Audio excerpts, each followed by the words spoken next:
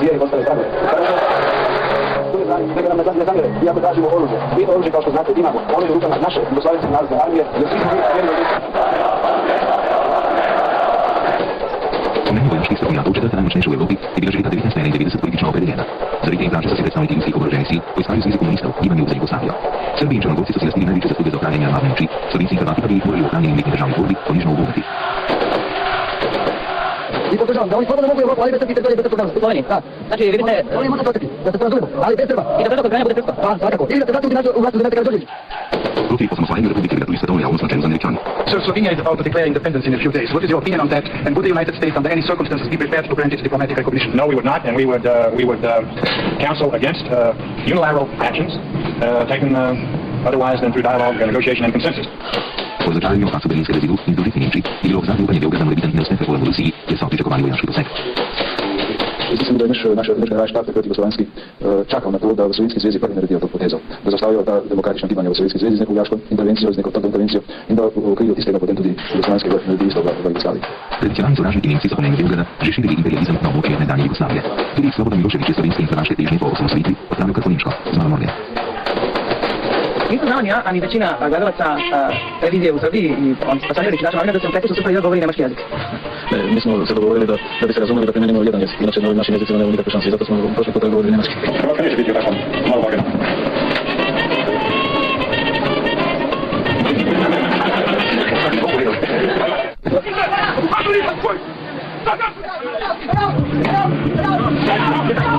U Sloveniji se je začela ljudska armada na posredovanje pripravljati že v oktobra leta 1990.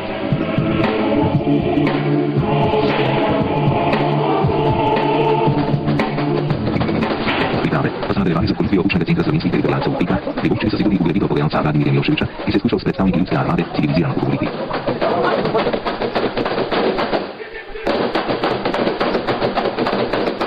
Grozili so tudi v takratni slovenski skupščini. Po mojem mnenju ne more biti govora o umiku armade iz svoje zemlje. To se pravi lahko dogovor do neke 2003. Leta kako bomo manjali armadu, kako se bomo militarizirali deo Jugoslavije i Slovenije.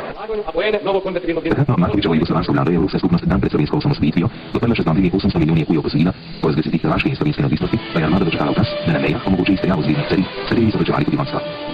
Junija so začeli najobsežnejšo operacijo po drugi svetovni vojni, za katero so se oboroževali 46 let. Američani so v Ljubljano poslali vojaškega predstavnika, ki naj bi opazoval vojaški vihar v Sloveniji. Zato sam se šola. Na letališču Brnik in na mejnih prehodih naj bi vojsko uradno ogrožalo pokličenje enot NATO. Ali su došli radi napada nekih drugih zemalja na Jugoslaviju. Na mejah in Brniku niso prestegli enot NATO, še drugi cariniki so se poskrili. Spoznali pa so novo vojaško doktrino bojevanja, splošni ljudski odpor. Koliko sam ja shvatio, sve ove problemi su zbog ukidanja u stvari suvereniteta države. Time da su stable, znači carine nisu plaćali još od kada. I vojsko nam moralo da interveniše. Turisti so obliko preko tih voditelji spoznali, da Slovenci močijo več živeti v državi z ljudmi, ki imajo drugačno kulturo, vero, jezik in celo pisavo.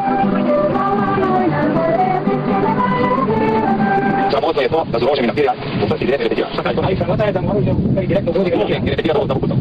Baš, svi pišali vodni, stavi vodni. Ja se nadam, a tog događaja izgleda da to potvrđuje, da će podatak biti savršen u toku današnjem danu. Približno koliko časa je trajalo uveljavljanje jugoslovanskih carinskih predpisov. Cariniki, ki so ih zajeli slovenski policisti in teritorijalci, so za seboj pustili izpraznjene ponudbe brez carinske prodajalne, nekateri so hoteli del neizdelane carin odpeljati brez seboj.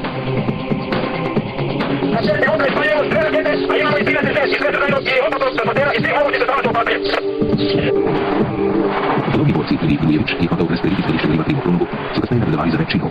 Večina poveljnikov s kolonami oklepnikov za pomoč desnim carinikom pa je okričala pred cestnimi zaporami.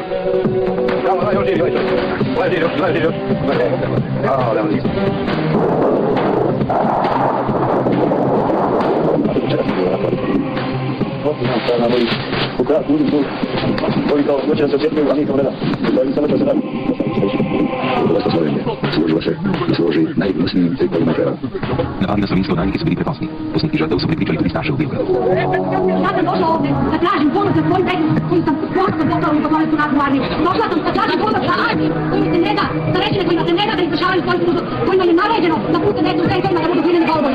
Počasih se je spremenilo mnenje zahodnih politikov. Kann nur eine andere Weltgemeinschaft sein, die stoppt diesen Wahnsinnslauf.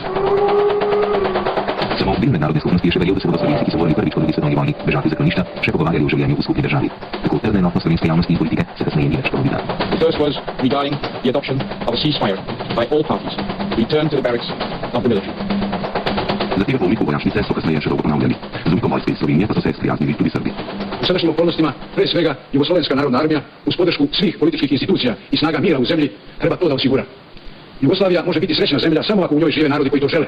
Upravo zato, s obzirom na aktuelne ratne prijetnje koje su se nadvile nad našom zemljom, smatram da Jugoslovenska narodna armija treba da se nalazi na teritorijama koje su naseljene narodima opredeljenim da žive u Jugoslaviji zajedno i u miru. Pa, verovatno ćemo imati čitavu kampanju po kojom govorimo o sebe slavlja, a Slovenci ne dođe do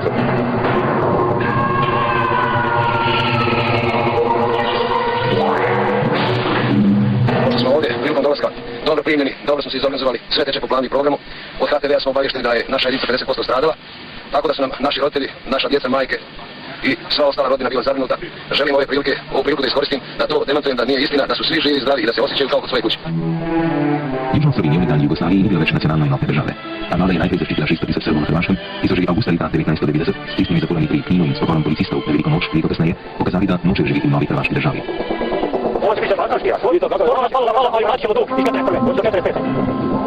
Mi protiv hrvatskog naroda nemamo ništa, ovaj sabor nije sazvan za to da ne protiv hrvatskog naroda, mi imamo protiv ustaškog pokreta koji se želi proširiti svim prostorima ove naše zemlje.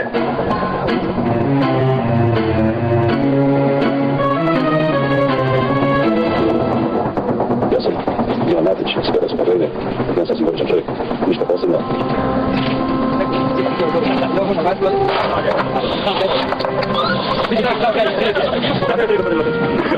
Drugarice, drugovi, zaista je važno, šta misli Tudman? Kako je važnije, šta ja mislim? Mi za Jugoslaviju, mi za Srbiju, mi za celokupni srpski narod, drugarice, drugovi. Da ne Bog da posluži zdravlje i da me pukne dalje. Danovsko parca Jarmana pripravlja pomenuti s okoljskim filmom o hrvaškem oboroževanju.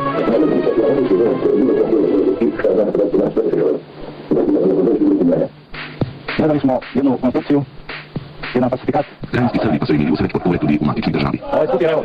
Protiv koga? Kako protiv koga? Da niste vidjeli, to je protiv svih dušmana. Pripadnik srpskih dobrovoljaca. Braniti i odbraniti. Ovo najponosnije srpsko zlo.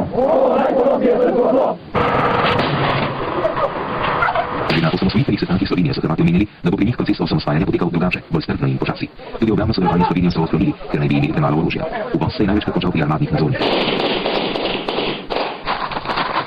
Znači robe sve, NATO porijekla? Evo. Precejšnja nepripravljenost na obrambo se je pokazala že v prvih spopadih z mnogo močnejšim nasprotnikom. Mogu reći da javna banica još pa ćemo početi početi početi sve to najbolje sada. Gore kuće, gore sen. Šta bolje pitao da li su čuli Hrvatsko. Podobno početitelji Srpske so borile tudi hrvaške rafinerije. Z območij, kjer so bili Srbi v večini, so se začele goniti množice beguncev. Kako je to bilo u Osijeku 2 tjedna, nisam mogla spavati, jer to dok on je vratio. Opazovalci v velikih uniformah so bili samo razlog več, da se je armada lahko pred Evropo pokazala, kdo je močnejši in kdo ureja razmere.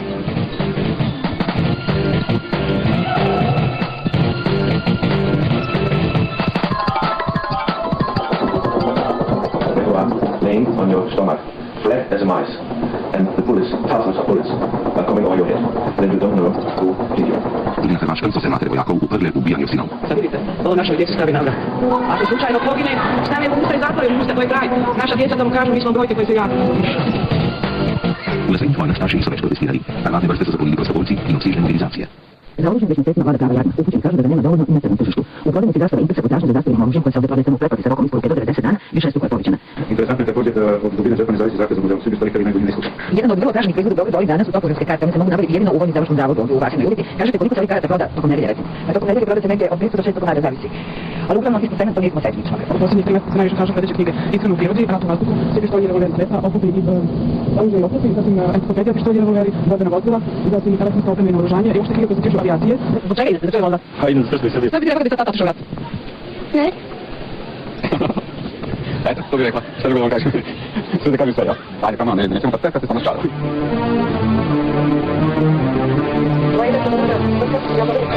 Ovo što večeras na televiziji, svajte program ili drugi program u Nemačkoj, šta je ovdje, večeras se desilo. Propaganda radi protiv Srba. Ovdje su prikazali Hrvate kako drže, ali ne mrtve. O mrtvima se ne radi, nego su držali ruke, odsečene noge, odsečene glave, odsečene, to su sve Srbi stekli. I to me je toliko uzbudilo i počelo sam da se pređe. I onda 3 puta je telefon zvao kod mene, kaže Jugoslavia, šta radiš, ljudi me zovu. Ono što je večeras prikazano na Nemačkoj televiziji, to je uopšte više smisla nema, dok fašistička Nemačka nije radila tako propagadu, ovi se osjećaju u Nemačkoj kao svoje primatelj sobi, kao svoje spavače sobi, a mi više nemamo, ne smemo da izađemo napolje.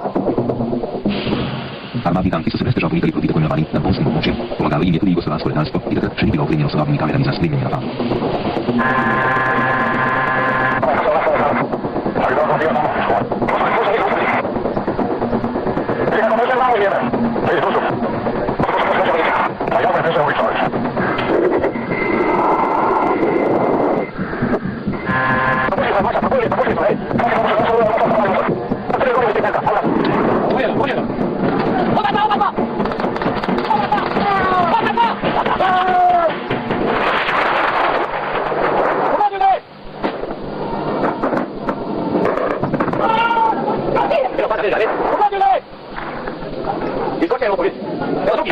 Zatim Hrvatske vojske koji je zadio ošćevanje i izgovori jugo generalu. Tu sam sjedio 4-5 minuta, ne znam koliko, možda 6, zaobjedno sa svojim suradnicima prije nego što će barbari uputiti svoje razvojne rakete. Oni u toj situaciji nisu kao i ostali građani na uzbunu o opasnosti iz vazduha koju oni inače celodnevno daju njihovim poslušnim građanima, nisu otišli u sklonište. I mirno su sedeli za tim baratnim stolovima na kojima su tobože mogli glavu da izgube. Prema zaključcima stručnjaka koji su tehnike pogledali, ne radi se o dejstvima iz vazduhoplova ili druge eksplozive sredstava, nego vjerovatno o aranžiranim eksplozijama. U Bruslju pasovi su preučavali srpsku medijsku umjetnost. Posebno snaži dosta avionima MiG-Oro ispaljena su u rejonu Borova i Vukovara, je uništeno 5 artiljerijskih baterija, 2 ustaška vojna skladišta i neutralisana živa sila rakete. U svim pomenutim dejstvima jedinice ratne vazduhoplovstva protivvazdušne obrane nisu imale nikakvih oštećenja niti gubitaka vazduhoplova i posada, iako su zadaci izvršavani usredno jake protivavionske vatre sa zemlje. Sovršno sa stokjevani televiziji.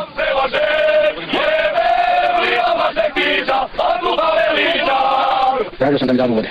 Ja sam pošto puno iskrvavio, dosta sam žedan. On je rekao da mi oni vode nemaju, da oni imaju pive. Da oni samo piju pivu. Veli Čedo, žedan, ko će mi dati vode? Jedan je vrisno, veli ja ću. Došao je piša mi je usta. Na Župnikovu tijelu posebno je vidljiva modrica u znaku slova Z, što je simbol zloglasnog četničkog obilježavanja iz Drugog svjetskog rata, znači zaklati. Evropski i takrat će jugoslovenski podajalci pa su se više kad trudili i upali u zapogajanja pa su se končala publikanstvo. Pozivam vas na jedno piće u to ime i želim svima puno uspjeha.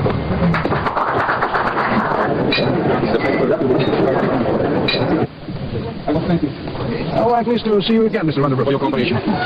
Thank you for your cooperation. Okay. Well, I must ask somebody for a glass. Is there a glass? There's no glass. Do konca septembra 1991 bila početski nadzoran stvariteljina Hrvaške, ki si ga teče predor armade proti meji Milovitica Karlovac Slobodni Karlovac, pa je stavil neverjeten pol 1800 ranilcev Vukovarja.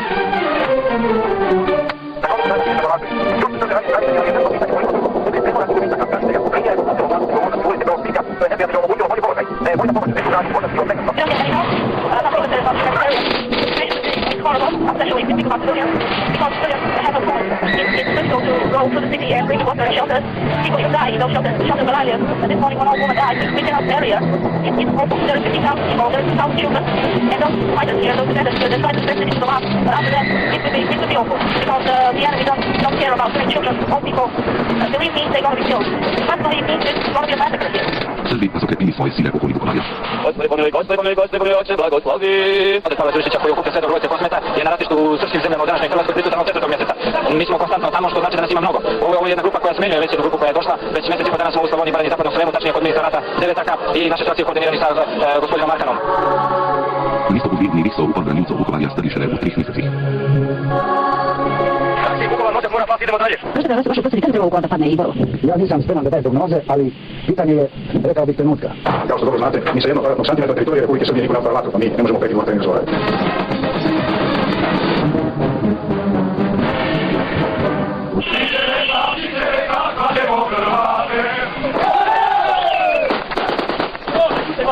U svakom slučaju, jer je Srpska vojska i Jugoslavijski narodno-vojski dobrovoljci. Bili to četnici, bili to drugi pripadnici, bili to glavno mi, oslobodioci ovog grada i mesta gde ustaški teror vršili. Mi se ne pustili ni od igrači izraelski i ne znam kako ti izrazim. Ustašama je jasno ako padne Vukovar ovdje, ako padne Sud u Srpskoj krajini, da pada ustaški Tudman leži u Zagrebu.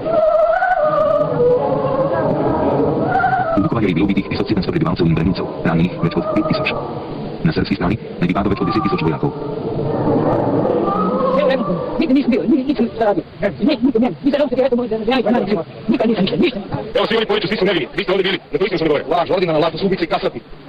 Lajste dole, šta nemamo što razgovarati. Vojska, koja je pogoda pozdravljavanja, ona to zdravljeni nisu vojnici, oni su pravili informacije, ide uvođeni sudi ovaj narod ovdje. Ovdje su i večeras imali vojnici. And his soldiers were killed this night also. I gospodin ovdje je rat. It was here. I mi se ovdje vama svima bezbednost i mir, a vi me niste se tako bolje. Ako vam se ne sviđa, izvolite, platite se i razumite da se sviđa.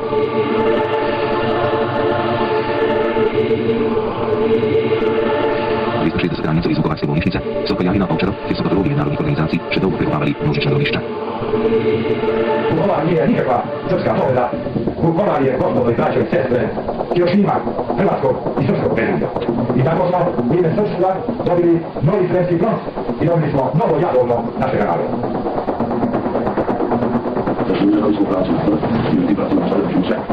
Vukovarju jeste bio obliganje Dubrovnika. Ovo što sam doživio gore, kad sam prišao tim vojnicima prvo sa oružjem, vojska ne ide u Gostionu.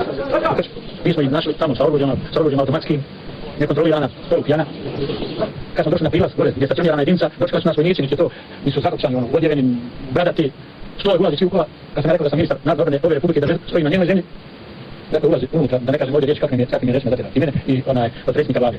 Bio sam komandir čete u aktivnoj jedinici, znam kako se vojska ponaša i šta. Ovo nije vojska, niti ima ikakve komande na njih. Prvo, mi četnici smo uvijek bili gospoda pretimljenih manjina, lepog ponašanja i drago nam nikada nije bilo osnovno obrviš.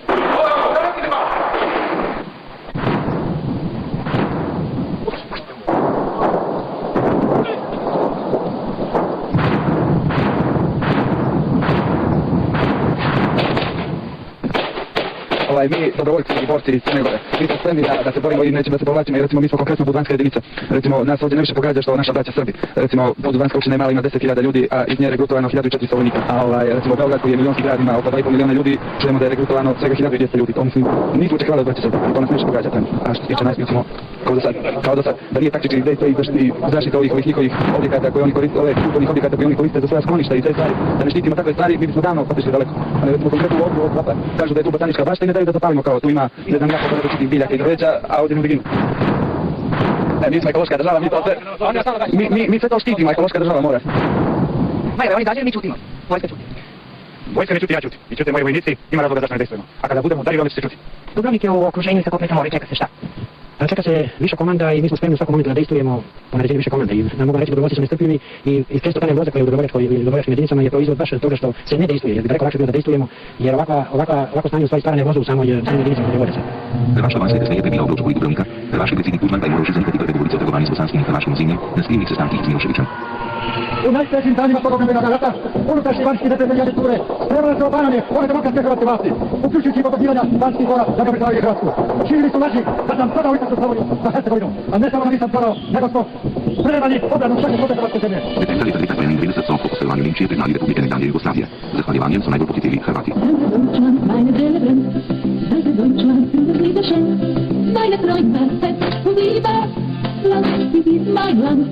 Danke Deutschland, vielen Dank, wir sind jetzt nicht allein.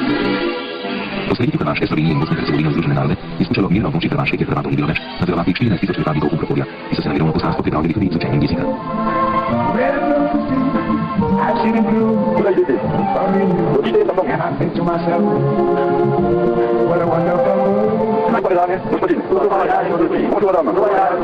Eto tako, Polakovci.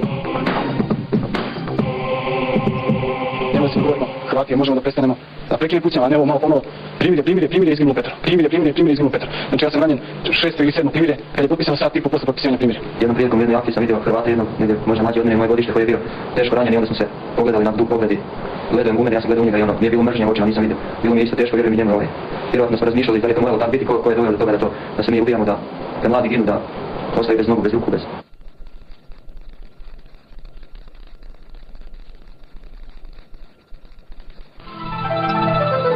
Festival of Sport and Peace comes to the end, I am convinced that these games will remain forever in our hearts and memories.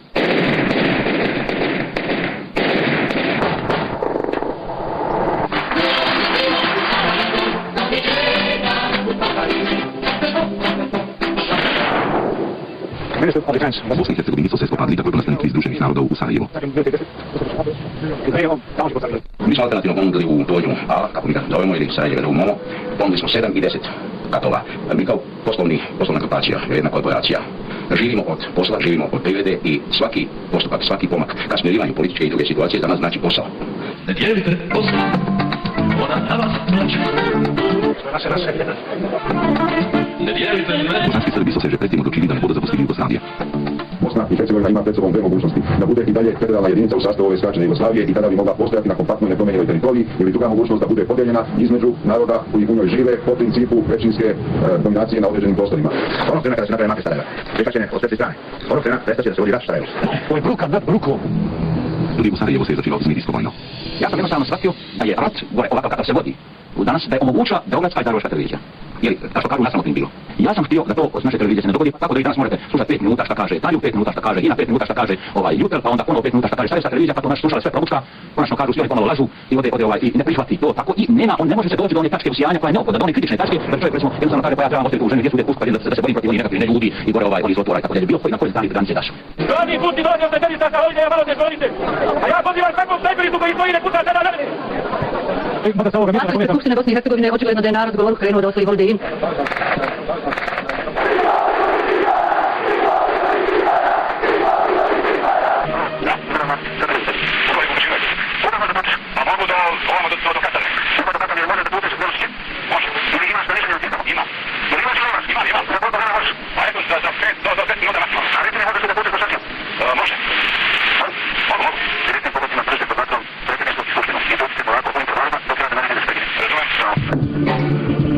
Število poročil so se kmalu omejili. Bosanska teritorijalna obramba, v kateri so bili predvsem muslimani in Hrvati, se je začela oboroževati že poleti 1991. Srbi pa se nili za seboj armado, ki je bila za vojno v Bosni pripravljena 360.000 ton streliva ali nekaj več od polno prebivalcev srpskih krajin. Srbom so pomagali še prostovoljci in predvsem konec tedna gostujoče enote iz Srbije. Mnogi delavci se stali tudi natečajni. Konkurs je otvoren za profesionalne snajperiste, vojne policajce, diverzante, tenkiste, te kontaminatore za mlađe oficire i oficire. Vojni profesionalac ima startnu platu od 25.000 dinara uz dodatak posebno ratni. Mjesečno se može zaraditi 50.000 do 70.000 dinara. Mi, recimo, vojska, mi, ja, zgađat ću prvu zgradu. Mi nikoga ne diramo, niko nas ne dira. A vidiš ovo, to je stvarno demokracija, vojska. Ne mora biti samo ne. Pravo je to kad mi dalje stavite sve život. Ovdje ljudi govore da je i armijske snage Putina, koji je 100% netačno. To je 1000% netačno. Da kažem u tom strani, na sceni su ljudi čiji je IQ, kako kažu, vrlo nizak. I to mi je nesreća. Ja sam pokušavao da pokušam vojska da drži ovoga iz SDS-a pod kontrolom, pošto valjda neki, to je neki misionar bivši, da njega uzme nekako pod kontrolu, on ima topore, znate. On ima topore, znate, a on u suštini osjeća vojsku kao neko zaleđe, znaš. Armija nije pravo izgazila na čemu. Sve ostalo se ničemu. Pa da ne shvatate da je Bosna ušla vrat. Zajedno u istom scenariju kao što je to bilo u Hrvatskoj. U istom scenariju. Vidite ćete, to se sad širi, ali se to prije zaustavi. To ide prirodno, ljudi više trpite mogu. Ja znam ponekad osjećaj da niko uopšte niste svjesni kako pustate zagadi. Kako je se konje uzjahao. A pogotovo mislim na srpsku politiku. Posljedna informacija iz Krizine glasi. Slične borbe između takozvanih srpskih dovoljaca, pojačanih pakala i četnicima i muslimanskog življa koji brani svoje domove još traju. Izvjesno je da je na desetine mrtvih na ulicama Vjedine, što je potvrđeno i u NDA u Bosni i Hercegovini. Iz više istina nesuđeni, ali i izvještaja koji se slažu u drugim detaljima. Saznajemo da je samoćena odmah na muslimanskih življa. Nepotvrđene informacije govore i o mačevoj pobjedi u Hrani i o pobjedi muslimana Prednju. Braću Bjelin, glavna grupa predsjedništva Bosne i Hercegovine koju predvode Sigrid Tadić i Milan Plašić. Saznajemo poslije podne da su Bjelini još puta, ali da je grad u rukama srpsko agrarnih informacija. Vi dobro znate da su u Srbiji zabranjene sve paravojne formacije i mogu da vam kažem sasvim odgovorno, nikakve paravojne formacije sa teritorije Srbije neće se ubacivati u Bosnu i Hercegovinu. Ako zapadate, gdje se danas vodi rat, on se vodi u predjelima u kojima će ići buduća granica, odnosno buduće razgraničenje između dvaju konstitutivnih država, najčešće srpske i hrvatske, a u Sarajevu srpske i muslimanske. To je Posavina, bliže ga Bosanski Brod, a zatim i ostali dijelovi Sjeverne Bosne, koje upresi to je dolina RP. Onog trena, kad se mate iscrtaju i kad budu prihvaćene, razlog za rat će prestati jer niko neće moći da mimo mapa ostvari neku teritorijalnu prednost i da se zbog toga boji. Posle 50 godina, Upret je ponovo oslobođen. Pogledajte, šta su radili? Mi zarobimo kao Jugoslavijska narodna, zarobimo i budemo humani. A pogledajte šta je humanost. Koja je to civilizacija? Koju oni civilizaciju hoće? Europejsku. Koja je europejska civilizacija? Šale neće biti. Will be no fun round. A mi moramo zgaziti neće. Še mimo obljuban so se bila na obstreljevanja na poti Sarajevskega letališča pa so celo ugrabili Izetbegoviča. Ne može ovo tako, samo to je istina, zapravo sam. Ja nekako ovdje mislimo doveden u Lukalicu. Molim te predsjedniče, ti si uopćen, ti si predsjednik države, nema izlaska nikome dok se ti ne javiš u predsjedniku ovdje. To možete samo tako upakovano bez vjeri. I zato je gospodine Lukalicu. Ja sam ovdje praktički zarobljenik. Vojne nihče ni razumel, med njimi tudi komentator Sarajevske televizije, jedan dni pred pokolom na ulici Vase Kristina. 17. maj, sunčano jutro u Sarajevu, nikada večer i nikad tužnije večer. Neskano mirno, opasno mirno, nedonošljivo mirno. Jutro sam slušao bulbu pticu u bašti. Bože, trešnja ptica pjevica, pitao se Marko. A Miki mene pita, jesi primijetio da ova proljeća nisu se doraste? Vrapce treba voditi, kaže Aldo, jer postaju i zimi, i kada je najteže. Kao vrapci hodaju ulicom Vase Istina, Sarajevije koje su postale tu u Sarajevu.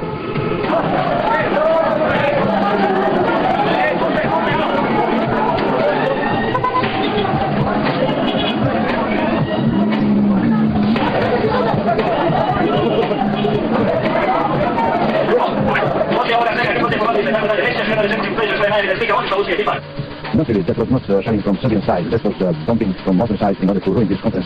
They have already announced that they don't want to participate in this conference anymore, and for that sake they have bumped this grouping of people in Sarajevo. This is in the very center of Sarajevo, which is completely under modern control, and no possibility that Serbs have taken any part in that event.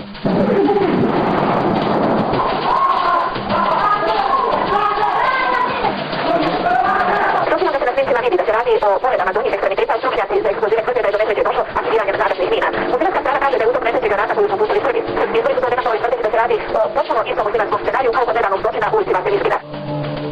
Međunarodna skupnost je skušala po pohodu Sarajevčane zavrvati zapiranjem na jak i spuščale posao i stopnjevanjem droge u Beogradu. This is a crazy situation now that Serbia has so much oil that there's no possibility to send oil to Serbia. There are no means of transport. Može Amerika i Europska zajednica mogu da alauču do bile polje.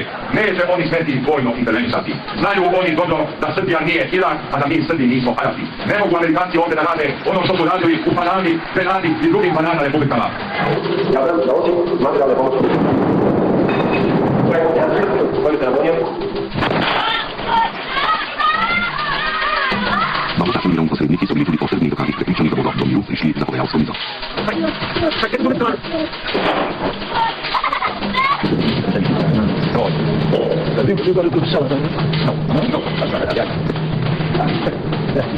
During the Second World War, I was went to Salman.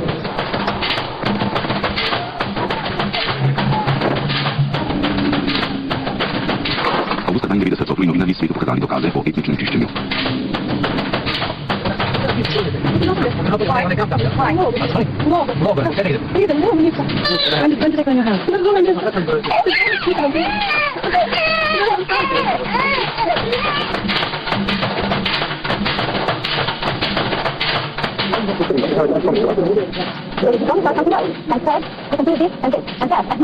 We have 13 prisons, and prison of Omaska is the worst one, and we wanted this journalists to see the worst one, not to see the best one. In order to help people and in order to show all faces of this terrible civil war, I would like to join you there, because I would see what people is disobedient and who is responsible for so few food that people get. I know that all people don't have enough food, but still prisoners would have at least 2 meals a day. And this will become a history one day, and history will say that the international community allowed innocent civilians to be massacred by those monsters in the name of creating greater Serbia has to be purified. Izveč od 45 taborišč so prihajala tudi pričevanja o pokolih in posilstvih. Med vojno v Bosni in Herzegovini bi posilili več od 20,000 žensk. Znači me uzeli za srca i izvrnuli na krevet i tu su me pisali. Tamo sam bila, ne mogu da pisam. Tada su se oni počeli jedan po jedan redat. Na svaki način upravili. Moja su djeta tada listala u drugoj zastroji. Ne daj Bože da se ne gledali, šta rade? Bio sam u terasnom mjestu i došao mi jedan specijalac do vreme do hangara. Tamo su stajale 2 ženske i rekao mi da sigurno 2 ženske, kada mogu. Dok sigurno. Kaže, mora sigurno. Mogu da ti djeci ženske, zašto? Kad moraš kada narađuje, nema pogovor nikako. Međunarodna skupnost je začela servisno razmišljati o vojaškem posredovanju.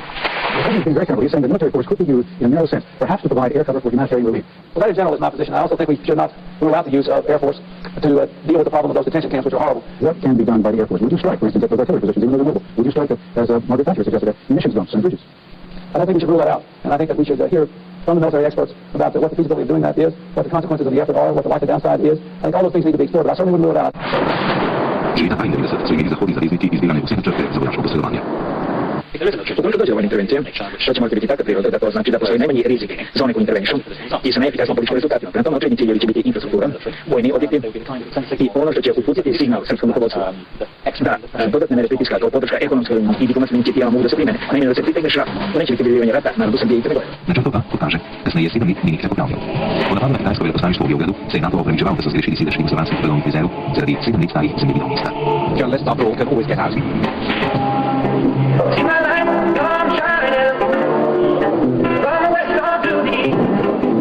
CNN's Stefan Kotsonis, who used to like singing in the evening, left last week.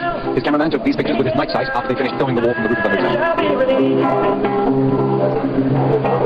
Any day now, I shall be released.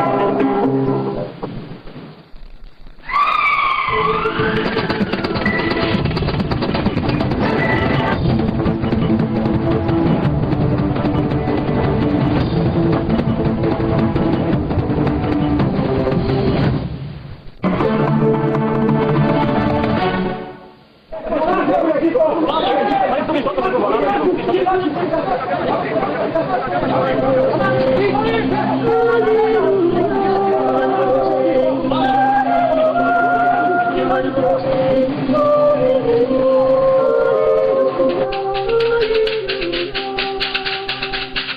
don't know. Everybody tells me it's very dangerous. I look in my room's window, there's lots of oh, I arrived at what? What happened?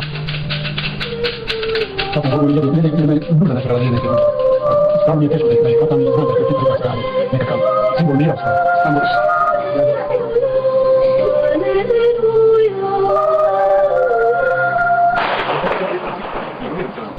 Do konca leta 92 je u Bosni bilo preko 130.000 ljudi, među njih 13.000 Čehov.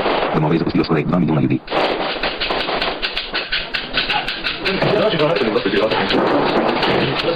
Sam žil u Srpskoj armiji, blizu biti. Da ću imati svoju državu, vojsku penziju, kad se razjači. Da ću imati svoju državu, da ću biti slobodan narod. Da niko sam ga neću upravljati.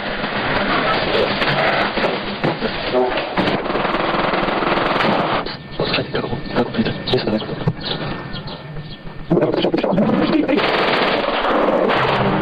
U Bosni se je do 1993 začelo in nadaljevalo s pokoli civilistov in neuspehih mirovnih sil, ki so spremljali konvoje s pomočjo za Oražde in Srebrenico do prvih srpskih zapor. Pripadniki mirovnih sil pa so bili le tarča več.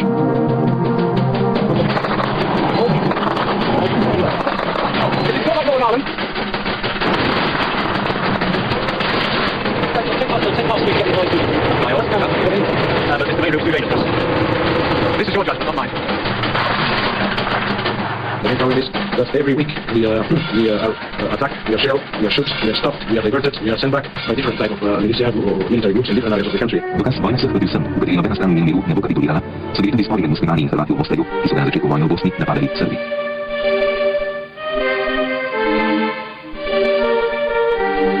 Jeseni 93. so hrvaški strelci uničili Mostarski most iz 16. stoletja, ki je bil zadnji prehod med vzhodnim in zahodnim bregom Neretve.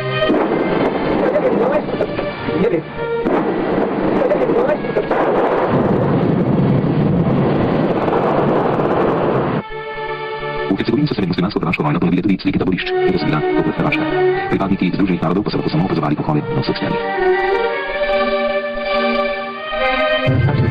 It looks like the father and the son tried to bend the mother and the daughter being in the cellars. The father and the son possibly shot and then burnt upstairs, and then someone has deliberately set fire to the cellar, and the mother and possibly the daughters and young children all died, 5 or 6 in the cellar. It is quite horrifying. Upstairs, Ambassador, father, little boy, that's a child.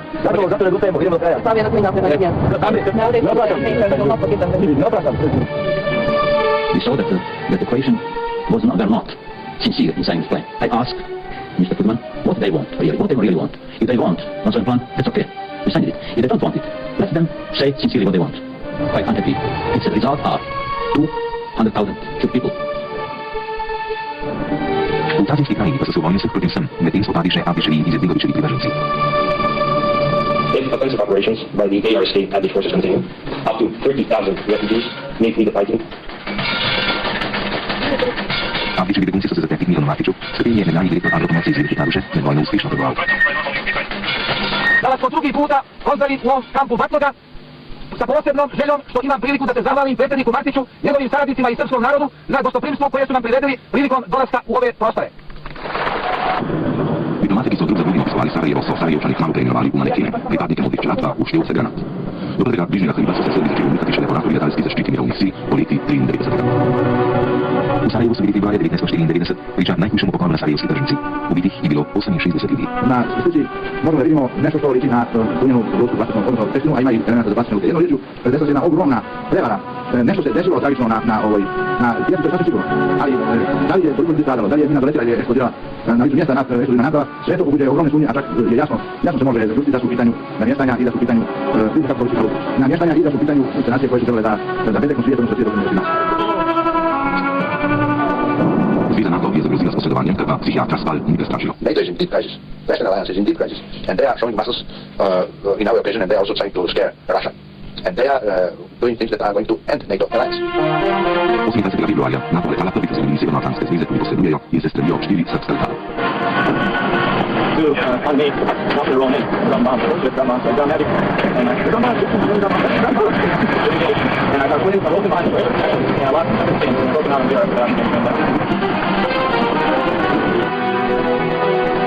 No one should seek military benefit from our action. NATO remains strongly committed to the continued efforts of the international community, including those of the contact group, to bring peace to the former Yugoslavia through the diplomatic process. I regret that we again must resort to the use of military force to obtain compliance of the Bosnian Serbs. No one should doubt our resolve to see this matter through. Hrvati su često mladili dan 1990 pokazali kineskim Srbom kako si volao zagotovili pozivnost suverenost. Hrvaška vojska je med prvo akcijo v 40 urah bliskovito oslobodila 27 km avtoceste Zagreb-Mitrovac. Srbi v Bosni so bili prepričani, da se je začela usklajena muslimansko-hrvaška ofenziva na srpske krajine. Po silitom obstreljevanju Sarajeva konec maja 1995 je NATO resneje posredoval. Srbi pa so se zaščitili z ugrabitvijo 350 pripadnikov mirovnih sil.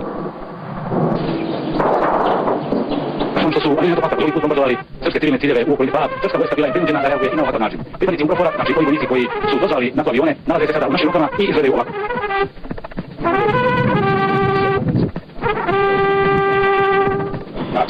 We don't also like from the Civilian targets and a lot of civilians were killed.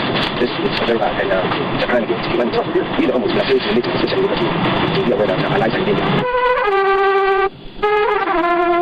Napadi na pripadnike Združenih narodov so se razkrili.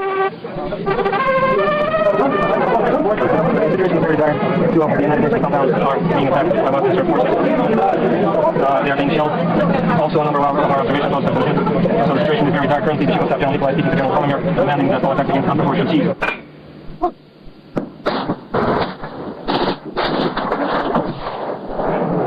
S pomočjo talcev iz vrst modrih čeladcev Srbi julija 1995 zasedli Srebrenico. Dobro večer. Kako ste? Ja sam general Mladic. O mene su vam svašta pričali, jel' tako? Bravo, pokotaj! Bravo, pokotaj, nemojte dosta, hajde! Reci pred mene, bravo, hajde! Hajde, mogu!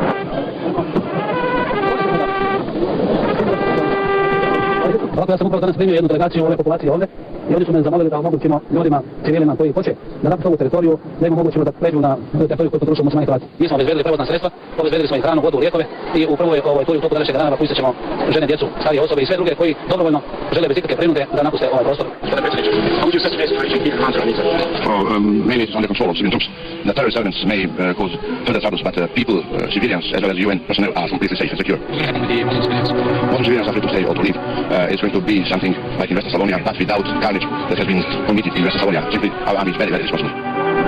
9.000 ljudi iz Srebrenice pogriješaju danas. Podobno usluga je doživjelo tudi varovano območje Žite. Muslimani iz Boražanskog vjerovatno da pritvali zonu, Kaliforniju, Novi Meksiko pod američku zaštitu. Pošto su oni veoma dragi Amerikancima, ja mislim da je to na obostranu korist. Amerikanci jedva čekaju da primete muslimani, muslimani jedva čekaju da odu u Ameriku, a i mi jedva čekamo da se muslimanima učini neko da doda. Koliko je 1990 i bilo uslovno za Mladićevo krajinu. Srbi tvrdio da je Hrvatno pomagao NATO. U prvih avgustovskih dneh svjetovna javnost priča najvećim valu beguncom med zadnjimi vojnami. Iz krajine je izbežalo 140.000 Srbov, preko toga su ih pobijali iz rijetkih vaših letami.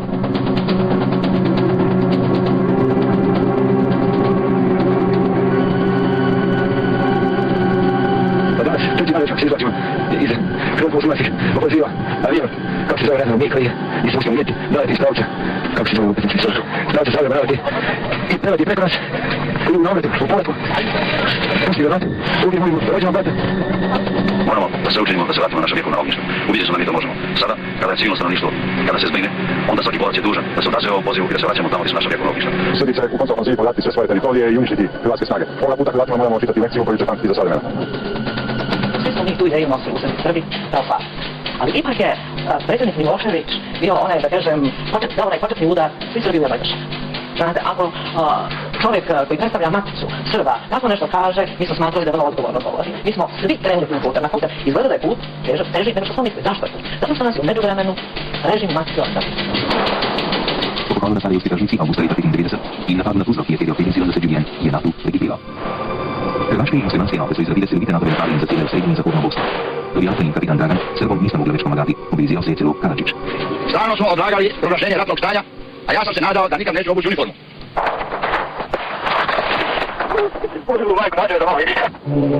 Vojna je trajala već od 200.000 življenj. Po Daytonskom sporazumu su u Bosnu zajedno poslali 30.000 natovih vojakov, ki mir nadzoruje još danes.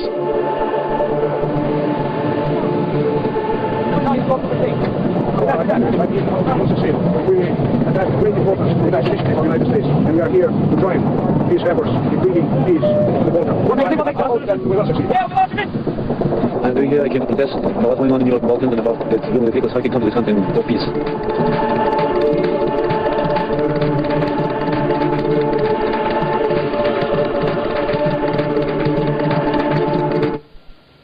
means are the only means that man ought to resort to in the communication with others, even if he does not agree with them.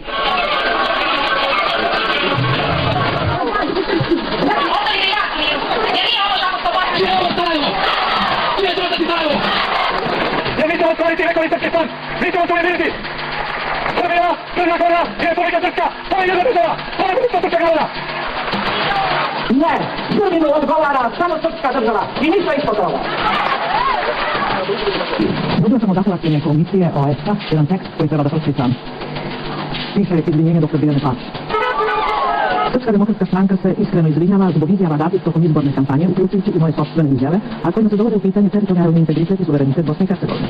Srpska demokratska stranka duboko žali zbog izjava u kojima se govorilo o Republici Srpskoj kao nezavisnoj državi.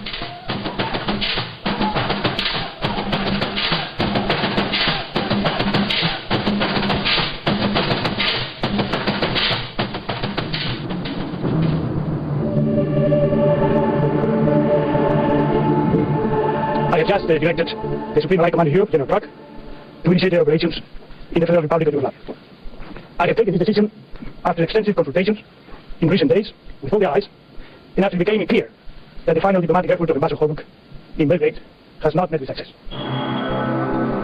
Ja sam ratovao na Kosovo 43. 4. 5. do 6. I nemoj da se šalu da dođu vama, jer će da ostavu koste. Treba njima hiljadice sanduke nam teraju za plake odavde. Šta čali kod nas? Koga smo mitirali? Koga tiramo?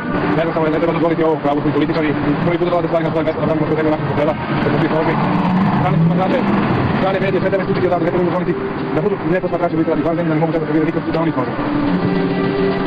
Poštovani građani Savezne Republike Jugoslavije, dozvolite mi da vas obavijestim o odluci Savezne vlade Savezne Republike Jugoslavije. Savezna vlada je na današnjoj sjednici, u skladu sa ovlaštenjima sadržanim u članu 99.10 Ustava Savezne Republike Jugoslavije, a nakon saslušanih mišljenja predsjednika Savezne Republike Jugoslavije i predsjednika Vijeća Savezne skupštine, donijela odluku o proglašenju nastupanja neposredne ratne opasnosti, jer postoji opasnost od agresije na Saveznu Republiku Jugoslaviju. Ova odluka stupa na snagu odmah. Savezna Republika Jugoslavija je izložena prijetnjama NATO pakta, što je suprotno svim normama međunarodnog prava i predstavlja direktnu prijetnju agresijom prema suverenoj zemlji kakva je Savezna Republika Jugoslavija. Smatram da je Narodna skupština veoma ispravno postupila kada je donala odluku da ne prihvati prisustvo stranih trupa na našoj teritoriji. Ovu odluku Narodna skupština donala jednoglasno, što izražava jedinstvo svih građana naše zemlje i njihovo jedinstveno opredjeljenje za nezavisnost i slobodu i slobodan razvoj naše države i svih njenih građana. Ovdje nije bilo u pitanju samo Kosovo, mada je i Kosovo za nas od ogromne važnosti. Ovdje je u pitanju sloboda čitave naše zemlje, a Kosovo bi samo predstavljalo vrata kroz koja je trebalo da uđu strane trupe i da dovedu u pitanje upravo te najveće vrednosti. Marceli pa so morali v zaklonišča bežati Beograjčani, ne le v spomin na teh Sarajevčanov, temveč v opomin za urejanje razmer na Kosovo. Majority of Belgrade citizens were in shelters.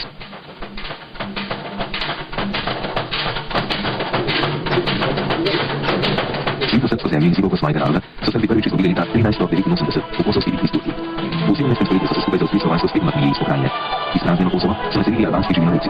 Nova naseljevanja Albancev izsledili leta 1948, ko so bežali pred režimom Enverja Hodže, nekaj manj jih je na Kosovo pribežali leta 1997 med državljansko vojno v Albaniji. V sovremeno Srbije naj bi kosovski Albanci posegli že krvavimi demonstracijami leta 1980. 6 let kasneje jim je vodja naroda obljubil, da Srbov na sveti zemlji ne bo nihče prebival.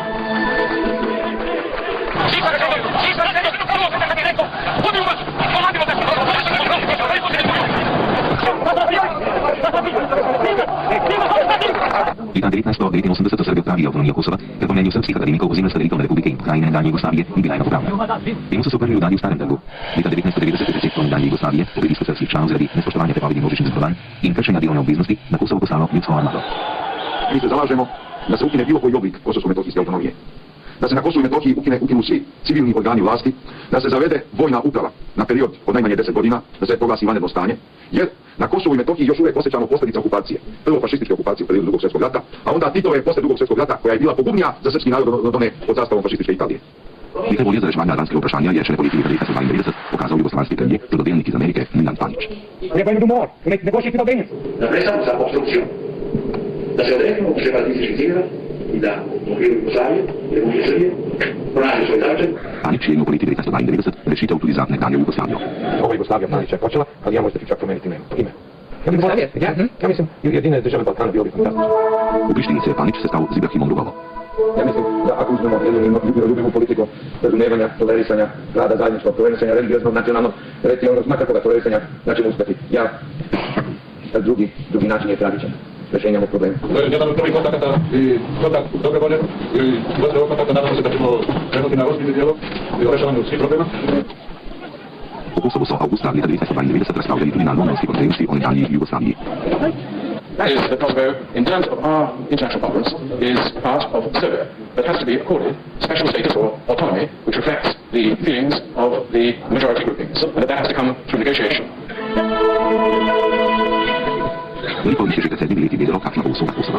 Nažalost, čini mi se da se stvari odvijaju tako da ni mi Albanci nećemo moći izbjegnuti taj rat, jer pred nama sada su samo dvije alternative. Ili dugo življenje pod okupacijom, što može biti daleko pogubnije nego prihvatiti rat, ili rat.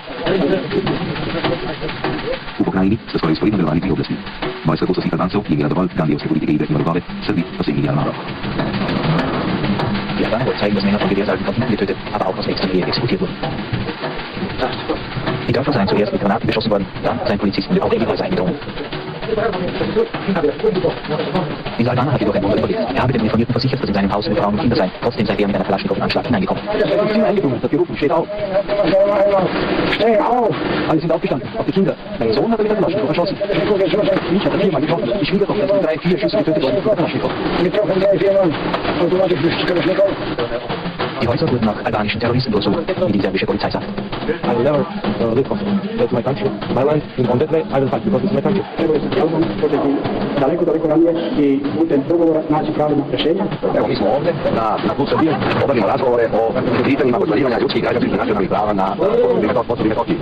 Time smo stavili do znanja da je problem o kojem ćemo govoriti državni problem Srbije i da smo kažli da ga rešimo sopstvenim snagama. Albanci se pogajan nisu već obilježavani. Način na koji srpska vlada, takozvana srpska vlada, to su sve kriminalci, to su sve mafiozi, to su sve lažovi, to su sve ubici. Način kako su oni željeli da organizuju ovaj sastanak, to ne prizići izbor. We are determined not to repeat the mistakes of the past. We are moving gradually but unmistakably forward in the direction of greater pressure against Belgrade. The only way out for President Milosevic is through meaningful dialogue with the Kosovar Albanian community. They were still killing Bosnians, 2,000 children in Croatia, but no going in court, in Hague. Now killing Kosovo. Just stop, blah. Na Kosovo su po podanjih oktobra ispustili opozovalce Komisije za varnost i sudjelovanje u Evropi. Ti su lako, podobno kot na prejšnjih balkanskih bojiščih, preštivali trupla in granate.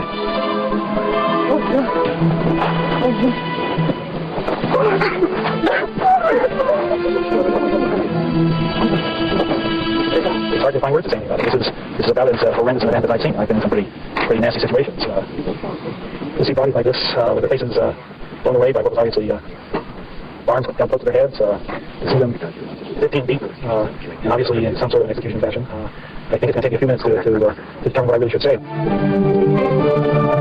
Gledate Dnevnik radio televizije Srbije. U toku dana očekuje se da će istražna ekipa okružnog suda iz Prištine pokušati ponovo da izađe na teren u selo Račak i utvrdi činjenice o događaju za koji je predsjednik verifikacione emisije William Walker teško optužio srpske snage bezbednosti. Opozovalci su pred napadi zapustili Kosovo.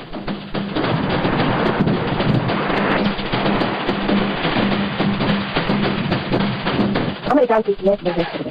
Kao i ja, sjećaju se da smo bili saveznici u borbi protiv fašizma. Kao i vi, Amerikanci žele da žive u miru sa svojim susjedima i širim dijelom sveta. Kao i Srbi, mi ne želimo da naša djeca ginu u borbi daleko od kuće. I isto kao Srbi, koji su dali svoje živote tokom Drugog svjetskog rata, Amerikanci veruju u slobodu za sve narode.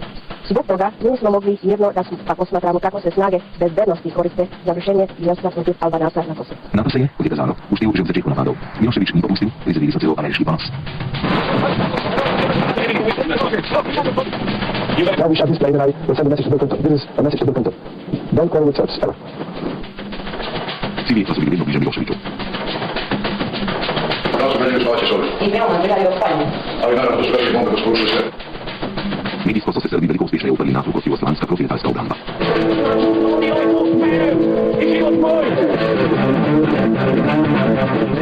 Med napadom na srpsko televizijo je bilo ubitih 10 ljudi, kljub opravičilom zaradi žrtev med civilisti so bila sporočila iz Rusija enaka. All of the targets were exclusively military, and again every precaution was taken to minimize collateral damage. I'm pleased to say that all NATO aircraft have returned safely to their bases. Število poligon NATO-vih letališč je po 2 mesecih doseglo število politov iz Izraelske vojne, je bilo več kot 1000 na dan. Po 2 mesecih je, potem ko je imel dobro uničen vojaški stroj, tovarne, ceste in mostove, Milosevic načeloma privolil v mirovno pobudo 7 najrazvitejših in Rusije. U ovom ratu učestvovao je čitav narod. Od beba u porodilištu i teških bolesnika na intenzivnoj nezi do vojnika u rovovima, PVO i graničara na granicama. Niko neće zaboraviti heroizam branilaca mostova, građane, branioce fabrika, trgova, svojih gradova, svojih poslova, svoje države, svoga naroda. Narod je heroj. Možda tako glasi najkraći zaključak ovog rata.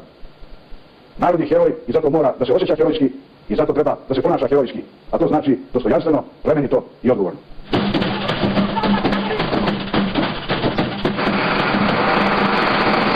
nek se vrate, Albanci, Jugoslavija nikada nije sprečavala da se vrate, ali problem je sa teroristima koji će dalje da prave probleme.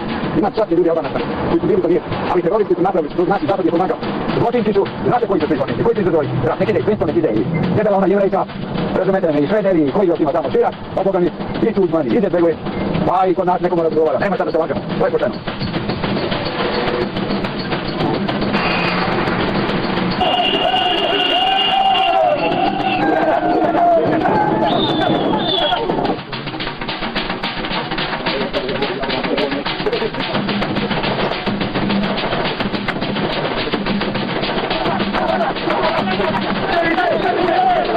The international community will keep strong. We will provide the security, the expertise, and the resources. But we cannot succeed alone. The people of Kosovo must play their part as well. They must give us their active cooperation and demonstrate that they wish to be part of the integrated Europe of tomorrow. Skoraj milijon pregnanih Albancov se počasi začelo vračati domov. Pričakali so jih prizori, ki so jih pred leti lahko spremljali poročilih iz Vukovarja, Sarajeva in drugih mest. Poručeni naslovi, prizori, ki so spominjali na čim seznam in grozljiva pričevanja.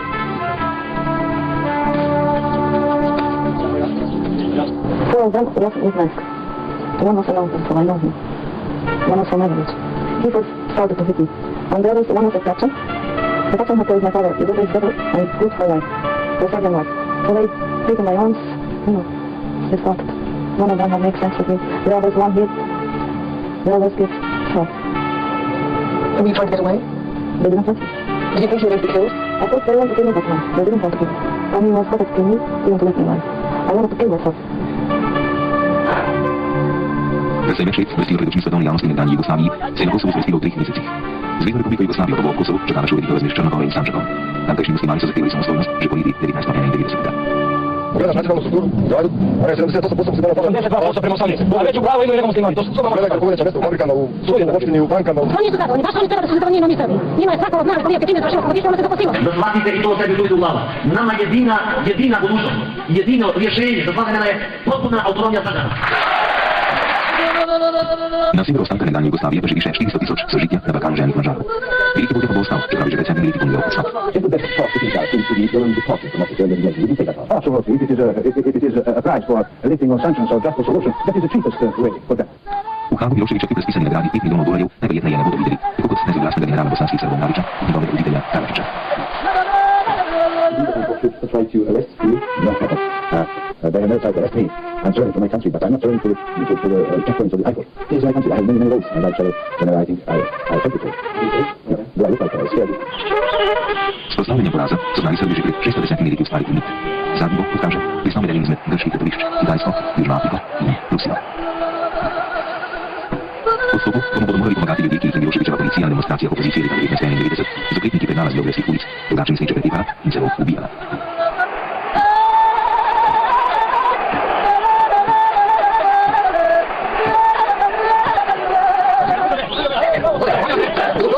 U gradu, ovaj se zove Stanković, brati sam rođen 68. godine. Evo tako, odvedan je na plastičnu kirurgiju. A prvo je od 5 godina u Maženi, osnovana, pa su da oni proslijedili u radu, u Deli imali i proslijedili plastičnu kirurgiju. Da, ta donja milica, rasvjetana se opisu.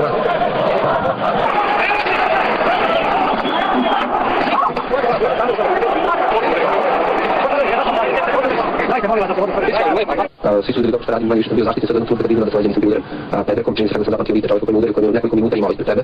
Na trenutku kad sam sretio, da sam ljudi pomogli, što počeo da sam izrečavao sa mnogo mesta gdje je bilo puno nasilja i Rumunije, Bukurešta prošle godine i Praga, ono kritičnog novembra, Sofije, Vilnusa, Novog Sada gdje je bilo, ali nikada nisam doživao ovako neko, ne mene, bilo koliko godina nadam se.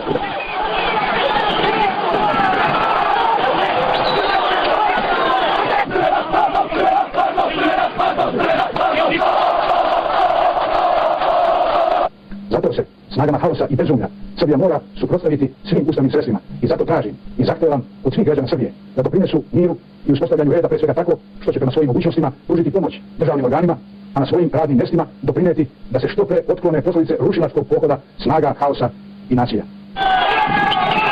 Miloševićeva jugoslavijski izobresnitisti su na znamenitem Brankovem mostu leta 1996 med študentskim demonstracijami zahtevali njegov odstav, potem so bili na istom mostu živi ščit. Vi pratite televizije Srbije i dalje u svoje hrabre građane na mostu u Brankovoj ulici u Beogradu. Ne osjeti znati onaj koji nije uz znake. Znači, mi mislimo da je to dobro i da se koji dalje podržavati, posebno ovih Makedonije, svaki čas, prosto danas, sve moće biti ovdje na mostu, drago ne znati. Na istih ulicah Jugoslaviji so postavili napadnih napadov proslavili veliko srpsko znano na Kosovu. Ne nazadnje, tudi na oblastu Miloševića pomagali ljudi iz ulic in mitingi ene desnice.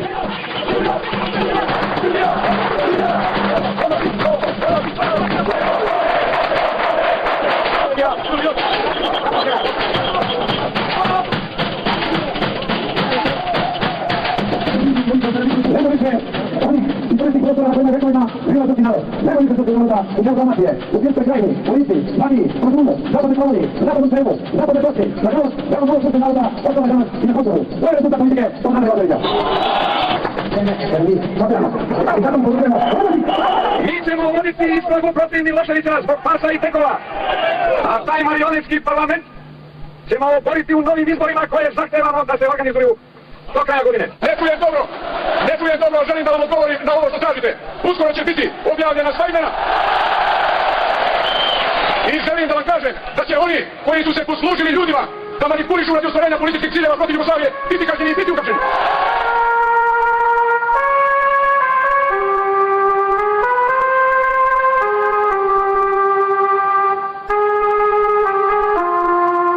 Death and suffering from the war that engulfed Yugoslavia between 1991 and 1995. When the fighting stopped, NATO countries, particularly the United States, eagerly claimed credit for ending the war. The lesson learned, many said, was that there should be early intervention in ethnic conflicts, and preferably by NATO. But did the West prematurely take credit for ending a war it had helped create?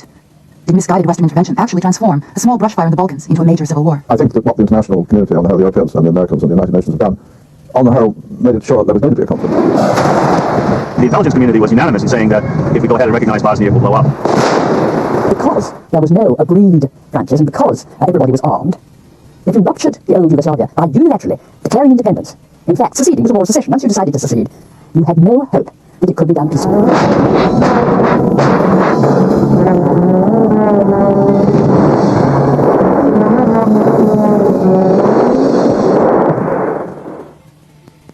Early 1990 had brought a brief moment of hope and optimism to Europe as the Berlin Wall crumbled and the Cold War ground to a halt.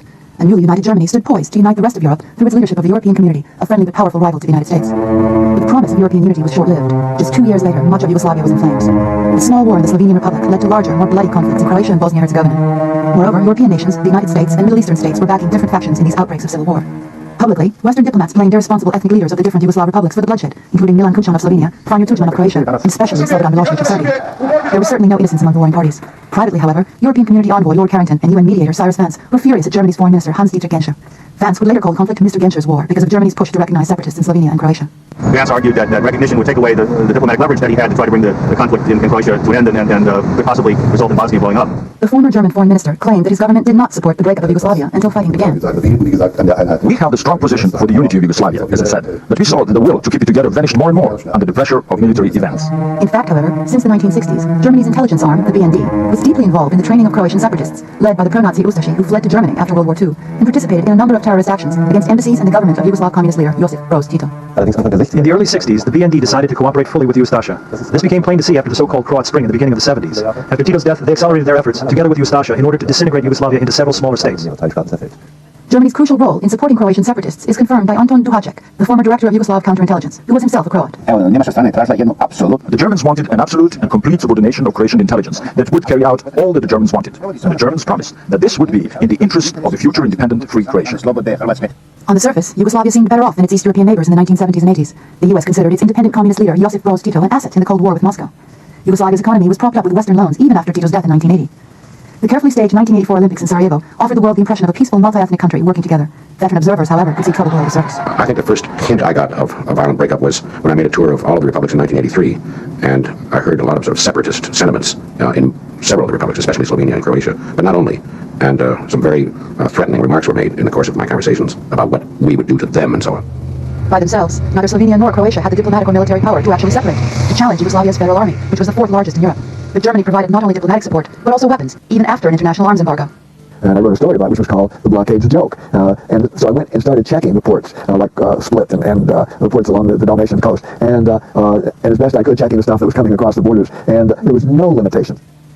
We saw the Croatian nuclear gun shot down in Krajina, which the Croatians said came from former Yugoslav Air Force stocks. In fact, it was clearly from East German Air Force stocks. It had the East German radar warning receivers on board. So we know that these weapons are coming from the former East German stocks, so that they're, if you like, slightly disguised in the sense that they don't look like West German weapons. But they are coming from West Germany, obviously with the West German government's blessing. There can be no other way in which heavy weapons can be supplied like this. While separatist forces were being harmed, Germany was, at the same time, warning the Yugoslav government of Ante Markovic not to use force against separatists.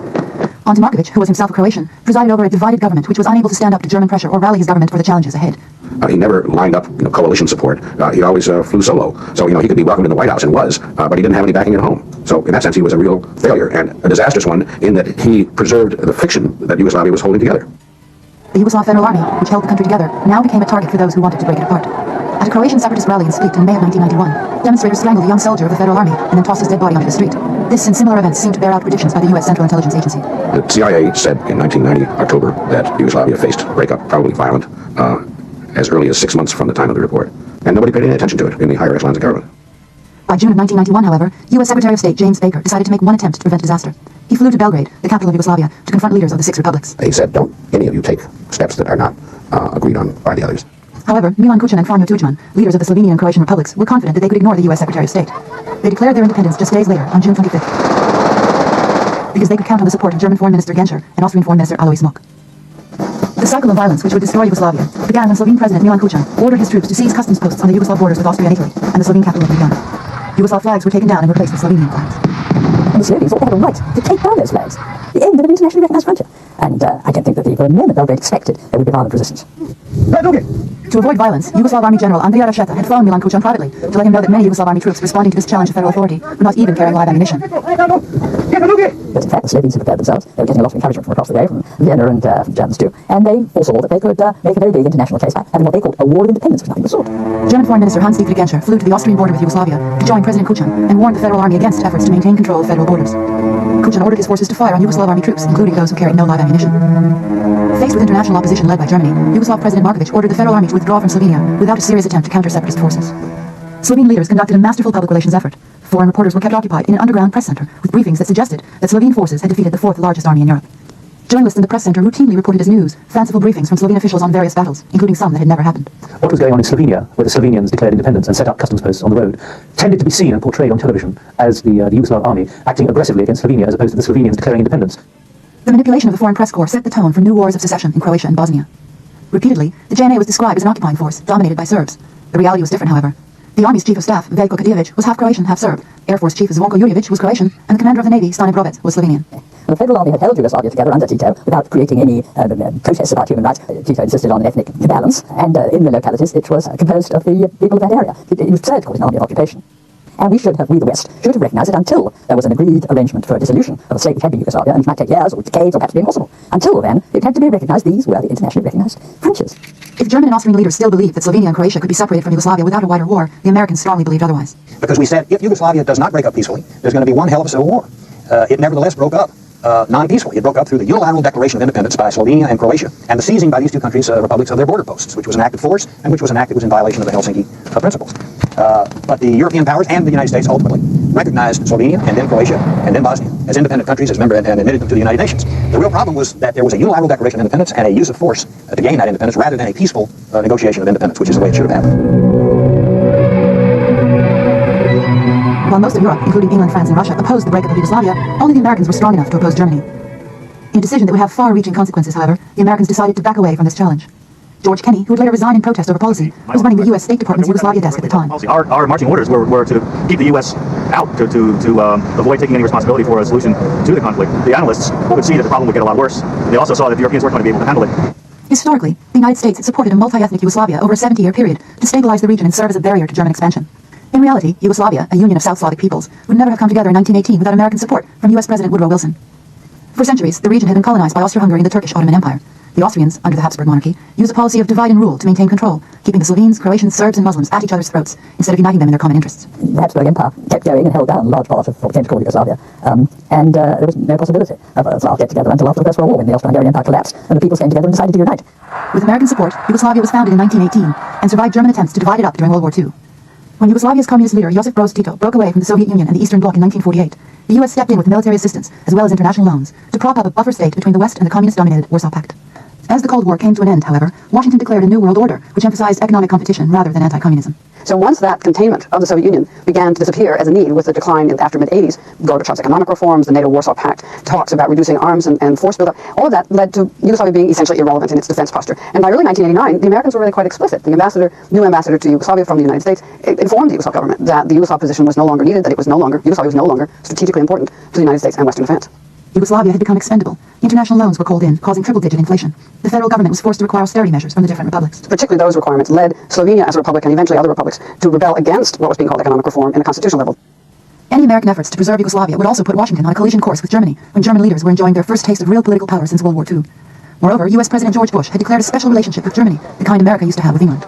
the United States thought that Germany would have to be largely responsible for the incorporation of Eastern Europe and Central Europe into the West, because Germany had a national interest, it was its neighbor, its periphery, and it was financially the most powerful country in Europe and had the resources to do it. In the post-Cold War period, Germany wanted, once again, the evidence is very clear, to recolonize Yugoslavia, to recolonize the Balkans. And the United States tied itself to German policy through its need of German power and influence in stabilizing Eastern Europe, Western Europe, through the exercise of dominion via the European Community, now the European Union, and potentially, eventually, in the lands of the former Soviet Union. The problem was that there was one very important country standing in the way of this, and that was Yugoslavia. While citizens of Croatia were initially divided over whether to remain in Yugoslavia, the separatists were led by the most extreme elements, remnants of the pro-Nazi Ustashe. As the New York Times columnist A.M. Rosenthal would write, in World War II, Hitler had no executioners more willing, no ally more passionate than the fascists of Croatia. They are returning from 50 years ago from what should have been their eternal grave, the defeat of Nazi Germany. Adolf Hitler considered Yugoslavia to be an artificial creation of the hated Versailles Treaty, which ended World War I. To break it up, he set up a puppet state, an enlarged Croatia, which also included Bosnia and Herzegovina. As its leader, he appointed the fanatical Croat Ustashe Ante Pavelic. Pavelic had helped plot the assassination of King Alexander, Yugoslavia's first constitutional monarch, in Marseille, France in 1934. And it was the Germans, the German Nazis, who picked out this dreadful Ustashe leader, who had made quite clear that he favoured Hitler's solution to be applied, which Hitler's final solution to the Jews he wanted to apply to the Serbs. They made no secret of it. Simon Wiesenthal, who tracked Ustashe fugitives for decades, along with other Nazi war criminals, told an interviewer, I must admit, I am obsessed by the criminal character of the independent state of Croatia. Even the Germans were appalled by the crimes committed in it. How many men, women, and children died there? Hitler's special envoy to the Balkans, Hermann Neubacher, wrote, leaders of the Ustashe boast that they have slaughtered 1 million Orthodox Serbs. On the basis of official German reports, I estimate the number to be 750,000. Most of these Serbian civilians perished in the notorious Croatian death camp Jasenovac, which straddled the Sava River between Croatia and Bosnia. The extermination of Serbs, Jews, and Gypsies in Sarajevo was the task of top Muslim leaders who, with few exceptions, collaborated with Hitler and the Croatians. There was, in occupied Bosnia, also under German patronage, a strong Muslim wing, which was very anti-Western. It was represented internationally by the Mufti of Jerusalem, who heard of his viciously anti-Western views, and he was brought to Sarajevo and mobbed by enthusiastic crowds. After the war ended, Croatia and Bosnia were never denazified. Not only were there no apologies to the Serbs, Jews, and Gypsies, but attitudes remained frozen under the surface of Tito's official policy of socialist fraternity amongst peoples. Following the death of Yugoslavia's longtime leader, Tito, in 1980, right-wing emigre organizations took out an advertisement on the opinion page of the New York Times, stating that Yugoslavia would not survive, and offering a map which included all of Bosnia as part of Croatia. It was a map nearly identical to the Nazi-created independent state of Croatia. By 1990, as communism was collapsing in Eastern Europe, Croatian separatists pinned their hopes on a former communist general named Franjo Tudman, who had been jailed for excessive nationalism by Tito in the 1970s. I mean, I met him very soon after he came out of communist jail. While Tito was still alive, he had then championed the racialist nationalist form of nationalism, and when he came out of prison, instead of doing what you would think a dissident would do and say, the hell with the communists, he said, oh, well, we're nothing to do with the regime. He says, horrible Serbs are oppressing us, and the Serbs are responsible for everything, and the Serbs are guilty, and the Serbs damage all. Tudman received important help from outside of Croatia in his rise to power. The German Secret Service was enormously active in Croatia and in all of Yugoslavia, trying in the 80s to build bridges between what were called the national communists, Stipe Mesic, Franjo Tudman, in Yugoslavia, and the Ustashe revanchist organizations which live in the diaspora of Croatia, that is to say, all of the people of weight and influence who had fled the former Nazi puppet state in 1945. Tudman found it useful to come to terms with them, and because he was running on this xenophobic platform, there was really no difficulty about it. What was difficult was when he was trying to sell his cause in the West, and he managed to, partly because he had a very good lobby, very effective and much more effective than the Serbian lobby, and partly because he covered up his intentions. Tudman often embarrassed his most important supporters, such as German Chancellor Helmut Kohl. For instance, Tudman had written a book minimizing the crimes of the Ustashe and claiming that the Holocaust was greatly exaggerated. Thank God my wife is neither a Serb nor a Jew, he told one interviewer. For the national flag, Tudman chose a replica of the checkerboard emblem that flew over the Croatian death camps of World War II, where Serbs, Jews, and Gypsies were exterminated. Tudman's anti-Semitic views were covered beneath rhetoric acceptable to the West. With the help of Ruder & Finn, a high-powered American public relations firm, the New York Times found space for General Tudman's new and misleading image on its opinion page. In the article, Tudman promised that there would be no purges against the Serbian population in Croatia if it separated from Yugoslavia. Tudman declared that Croatia was for the Croats. That was his slogan, a racialist slogan. Croatia for the Croats, with the implication people who weren't Croats, and it was a very substantial Serb and Yugoslav mixed variety, didn't feel that they were in fact second-class citizens, and he recognized themselves. A full 6 months before fighting broke out, Serbs were purged from positions in government, news organizations, and the police. Their homes were dynamited in cities such as Zagreb, Zadar, and Dubrovnik. For the first time since World War II, Serbs in eastern Croatia began to flee across the Danube River. Serbs working in Croatian cities were required to sign loyalty oaths. Those who did not sign were fired. Those who did sign were fired later. Serb homes, apartments, and businesses were attacked.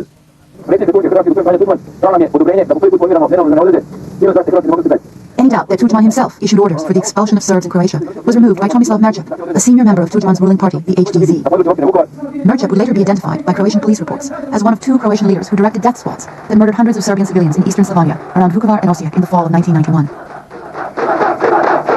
He received little press coverage in the West, but Merčep was, in many ways, the spark that set the fire of war in Slavonia, the disputed region of Croatia where the Yugoslav War began. Merčep's co-leader of the Croatian death squads was Branimir Glavaš of Osijek. Unlike more discreet members of the ruling HDZ party, Glavaš made no secret of his identification with the World War II Croatian Ustashe, as he welcomed returning Croatian prisoners of war. While some French intellectuals were hailing Croatia as part of the new Europe, old and familiar forces were at work. Osijek became a magnet for neo-fascist groups fighting with Glavaš. They included British skinheads, German and Austrian neo-fascists, and followers of the French extremist Jean-Marie Le Pen. C'est comme ça que l'on bâtit l'Europe nationaliste. Et vous allez directement après, demain... Oui, demain nous partons pour Zagreb pour prendre des ordres à l'état-major, mais pas de l'armée croate régulière. Nous allons avec la force de défense croate qui dépend du parti du droit croate, et donc nous partirons quelque part sur le front en Slavonie, je suppose. The United States, which soon adopted Germany's approach to the Balkans, ignored recent history and offered a simple explanation for the fighting which broke out in the predominantly Serbian region of Croatia, which was known as the Krajina. Assistant Secretary of State Richard Holbrooke, who spent the early years of the Yugoslav War as the American ambassador to Germany, represented what became the official American view. The Serbs started this war. The Serbs are the original cause of the war. Those who tried to prevent the war saw it differently. The Serbs in Croatia, and indeed outside Croatia, had a very vivid memory of what happened in 1941-42, when Hitler declared Croatia as an independent puppet state, if you like, and the horrors that went on there, and the murders of the Serbs were still very, a very large number of Serbs were murdered at that time. Hundreds of thousands. And I think it was very understandable that when Croatia declared its independence and promulgated a new constitution without any safeguard for the 600,000 Serbs who still lived in Croatia, the Serbs were very perturbed about this. From the beginning, the Serbs were blamed, and they were partly blamed out of ignorance, because nobody bothered to look back at the history to put it within its historical context, and to see why the Serbs who lived in Krajina and the Serbs who lived in the area that's called Bosnia and Herzegovina, why, because of their historical experiences, were so hostile to being under Zagreb or under Muslim Sarajevo rule. In World War II, Serbs offered the first serious resistance to Nazi Germany on the mainland of Europe. Later in the war, the Serbian royalists, sometimes known as the Chetniks, organized the largest rescue of downed American pilots behind enemy lines. But U.S. relations with the Serbs deteriorated greatly by 1989, symbolized by the stormy relationship between Slobodan Milosevic, the new leader of Serbia, and Warren Zimmerman, the new U.S. ambassador to Yugoslavia. I think Warren came out of Vienna from his last post as an ambassador dealing mainly with human rights, and his first action as ambassador was to go to Kosovo and embrace the Kosovo separatist leaders. And this automatically offended the relatively new Serbian leadership under Slobodan Milosevic. By the late 1980s, ethnic unrest in Kosovo had already set the stage for the breakup of Yugoslavia. For Serbs who first inhabited the area in the 7th century AD, Kosovo was the cradle of their civilization, their Jerusalem, and home to their most revered monasteries. A bit of history, unfortunately, is required here. The Albanians pushed Serbs out in the 19th century. The Serbs started pushing Albanians out around 1904. The Albanians surged back in World War II under Italian protection and pushed Serbs out. When the war ended, however, Marshal Tito decided to keep the Serbian refugees from returning to their homes in Kosovo. As a result, Serbs lost their majority in the province. Tito is very guilty of that particular drama of Kosovo. He made it much harder to solve, in fact, almost impossible. To keep a restive Albanian population within the Yugoslav Federation, Tito's 1974 constitution gave Kosovo autonomy as a province of Serbia. However, the autonomy was badly abused by Tito's Albanian communist cadres, who permitted a campaign of violence to drive out the remaining Serbian population. Life was made extremely difficult for the Serb minority, and it was here that the Kosovos began to push to have a pure, all Albania meaning a racially pure, Kosovo in the areas where there were very few Serbs anyhow. They were pushing them out, and the Serbs used the word that it was ethnic cleansing, and that's what it was. Homes of Serbs were appropriated by Albanians. Orthodox Christian cemeteries and monasteries were desecrated. By the late 1980s, the Serbian population of Kosovo had gone from 50% at the start of World War II to just 10%. At this time, Slobodan Milosevic emerged as the voice of Serbian discontent over Kosovo. Seeking to consolidate his political base in his own republic, Milosevic also spoke for Serbian minorities living in Croatia and Bosnia, who feared the emergence of hostile separatist regimes. A lifelong political opportunist, Milosevic was willing to provide limited military support to the Serbs of the Krajina, as long as it suited his own agenda. The Serbian leader's maneuvers, however, deepened the chaos that accompanied the breakup of Yugoslavia. I think he is enormously to blame for his treatment of Western powers from the beginning of 1991. He regarded them as the enemy and would not talk to them. While Serbia's president shunned meetings with the American ambassador, separatist leaders were receiving a sympathetic ear from Warren Zimmerman. The American ambassador and his boss, Assistant Secretary of State Lawrence Eagleburger, largely ignored the provocations of separatists in Slovenia and Croatia, who were backed by Germany and focused solely on the Serbs. The two of them adopted a stance that was, from day one, blaming the Serbs for just about everything. The Serbs were the target of all of the actions of the United States of America from the beginning. So did American news organizations, whose foreign correspondents relied heavily on the U.S. Embassy for their reporting. Yet the obsessive focus of the press with Milosevic served to divert attention from the role of Western powers in making an avoidable war inevitable. While some Western leaders called Milosevic an architect of the conflict, the first shots of the war had been fired by armed separatists in Slovenia and Croatia, strongly supported by Germany. In hope of heading off disaster, the European community organized a constitutional conference in 1991, led by respected British diplomat Lord Peter Carrington, to find a compromise between those who wanted to separate from Yugoslavia and those who wished to keep it together. The problem was that administrative borders, or internal frontiers, devised by Tito in 1943, left 1/3 of the Serbian population out of Serbia, mostly in Bosnia-Herzegovina and Croatia. These frontiers were drawn in a very secretive and it might be very irresponsible way by Tito's inner cabinet while the war was still going on, and they were never subject to a public debate or discussion. They were never endorsed. The idea of giving each republic substantial economic and political autonomy meant that each was a kind of hierarchy of the party, and then you had, in order to keep the country together, you had to balance out these political leaders. And Tito was very skillful in playing one off against the other, or in some cases of playing them against their population. It was a substitute for democracy in the way that we know it, but it was also considered by many of his supporters throughout the population as necessary because, to their view, democracy led to national, or as we call them, ethnic parties, and that would then break up the country and lead to civil war again. As Yugoslavia slid towards civil war in 1991, 2 referendums were held on the same day in Croatia. Croatians voted overwhelmingly to separate from Yugoslavia, while ethnic Serbs, particularly those from the Krajina region, voted by a similar margin to remain within Yugoslavia. A compromise favored by European community negotiators would have permitted Croatia to leave the Yugoslav Federation, but would have permitted the regions where Serbs formed a majority to remain in Yugoslavia, or to gain substantial autonomy. Serbs who lived in an independent Croatia would be guaranteed full citizenship and human rights protections. In the capital city of Zagreb, Croatian President Tudman seemed reluctantly prepared to accept this compromise, which would have prevented a major military conflict. Germany, however, announced they would recognize both Slovenia and Croatia within Tito's administrative borders before the end of 1991. There would be no compromise. The Serbs were bitter that the first act of a newly united Germany would be to divide the Serbs of Yugoslavia into at least 3 separate countries. A crucial opportunity to divide Yugoslavia by peaceful means was now threatened by Germany's action. It broke up the constitutional conference because once you gave 2 out of the 6 republics their independence, those 2 had no further interest in the constitutional conference. You had to ask the other republics whether they wanted their independence, which meant you had to ask Bosnia, and it was perfectly plain that Bosnia, there was going to be a civil war in Bosnia if you did do that. UN Secretary General Karadzic sent a strong letter to German leaders, warning that recognition would be a disaster. Germany and Austria's own ambassadors in Belgrade privately warned against recognition of Croatia. The Germans risked being isolated, but the pressure from the Kohl's party and from the huge lobby of lobby in the southern parts of Germany, and Bavaria particularly, was such that it was difficult for Genscher to go on postponing the support. By the time the war started, the German public had already been prepared by the repeated attacks on the Serbs in an influential German newspaper in Frankfurt. The strident commentary of Johann Georg Reismüller, which favored Croatia and reviled the Serbs, any Serbs, all Serbs, reminded Peter Hanke of the way Nazi propaganda minister Josef Goebbels once characterized the Jewish race. It was the German press, in the form par excellence of the right-wing Frankfurter Allgemeine Zeitung, and its journalists that fundamentally influenced German policy. German support for Croatian separatists received an unusual tribute, a musical thank you on Croatian state television. Serbian television broadcast Croatia's musical thank you, interspersed with World War II footage of cheering Croatian crowds in Zagreb welcoming Hitler's troops. All sides used propaganda, but Serbian propaganda was aimed at the Serbian population to bolster Milosevic's power base. By contrast, Croatian propaganda was designed to win international support. With the help of public relations firm Reuter and Finn, Croatia successfully used the media to manipulate a larger audience, particularly Germany and the US, to gain support for its separatist agenda. This was particularly evident in the reporting of the war around the resort town of Dubrovnik, a favorite vacation spot for German tourists. Working through its Washington PR firm, the Croatian government managed to convince much of the world that Dubrovnik was being destroyed by the Serbs in unprovoked attacks which lasted for months during the fall of 1991. The public has been led to believe that the Federal Army attack on Dubrovnik was not precipitated by anything but sheer malice. However, on August 25th of 1991, Croatian forces attacked a base in the Bay of Kotor, around the Bay of Kotor, and they were repulsed with heavy losses. Yugoslav troops based in Montenegro then fought their way up the coast, confronting Croatian forces near Dubrovnik. Targets outside the old city were hit, consisting mostly of hotels which had been taken over as barracks and spotter points by Croatian forces, who also put refugees in the lower stories of their own barracks and spotter facilities. It was obvious that the Croats were using the old town as a defensive wall. They were firing from behind hospitals. They had a mortar position next to our hotel. The final straw for me was when there was this incredible bombardment in our hotel basement. Bang, bang, bang, bang, bang. It was the worst we had ever heard. And I was furious, and everyone else was panicking. And I said to the manager who was down there with us, I said, I wish you would tell that chap with the heavy machine gun in the floor above to stop firing at the Serbs because they're going to fire back. Contrary to news reports, there was little damage to the historic old city. Yes, it has been reported some 15,000 shells rained on the old city of Dubrovnik. I counted 15 mortar hits on the main street. The Yugoslav Federal Army could have destroyed the old city of Dubrovnik in 2 hours. It is not destroyed. Washington Post reporter Peter Maas, who visited the old city several months after the fighting stopped, found Dubrovnik in what he described as nearly pristine condition. There are many people who go to these scenes of mayhem and adventure who don't know where they are, who don't know the languages, cannot really communicate with people, and who take press handouts from the local authorities. So there is certainly an orchestrated effort on the part of the Croatian and the Slovenian, Austrian, and German media to portray the Serbs as a bunch of howling, Byzantine, uncivilized barbarians. The facts on the ground, however, mattered little after first impressions had been made. Rather than admit that they had made a mistake, influential columnists on both sides of the Atlantic continued to write that Dubrovnik had been destroyed. Public opinion was tilted against the Serbs and towards Croatia's political goal, recognition as an independent state. These impressions helped strengthen Germany's resolve to lead a reluctant European community to recognize the separatist republics and thereby dismantle Yugoslavia.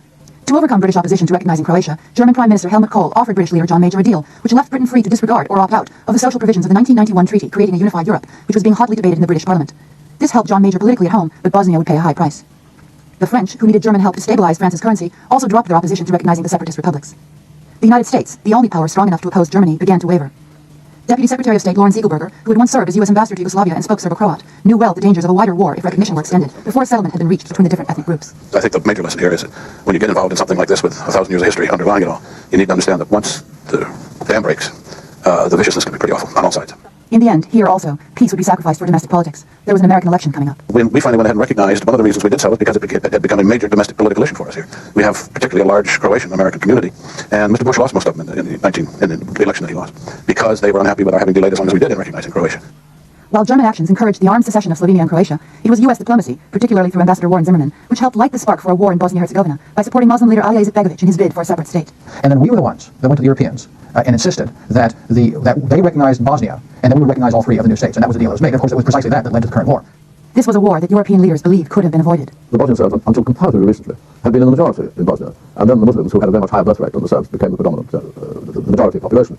And this, of course, was something very hard for the Serbs to swallow. And they made it abundantly plain very early on that they were not prepared to accept a situation in which there was an independent Bosnia under the constitution which then prevailed. And indeed, under the constitution which then prevailed, it was illegal for Izetbegovic to declare independence, because any constitutional change of that magnitude had to be agreed by all 3 parties. Privately, European leaders worried about Izetbegovic's close ties to Iran and the possibility of a Muslim fundamentalist state in the heart of a newly unified Europe. Izetbegovic himself had ties to the Iranians going back long before they came to power in Bosnia, really beginning not too long after the Iranian Revolution came to power in 1979. As armed conflict swept across Croatia in the fall of 1991, a group of Muslim moderates led by ideal Zulfikar Pashic undertook an effort to prevent similar or worse bloodshed in Bosnia by entering into negotiations with Bosnian Serbs and Serbian President Milosevic. But what a liberal-minded assimilationist Muslim, Zulfikar Pashic, could see that the essential was to prevent them from killing each other. And he bet Serbs had precisely the same view. This could be a disaster. And they moved quite far towards agreeing on a way of sharing power so that they wouldn't collide. Izetbegovic joined the negotiations, and an agreement was ready for signing that specifically guaranteed that Bosnia would remain a unitary republic, which would be given equal status to Serbia within a revamped Yugoslavia.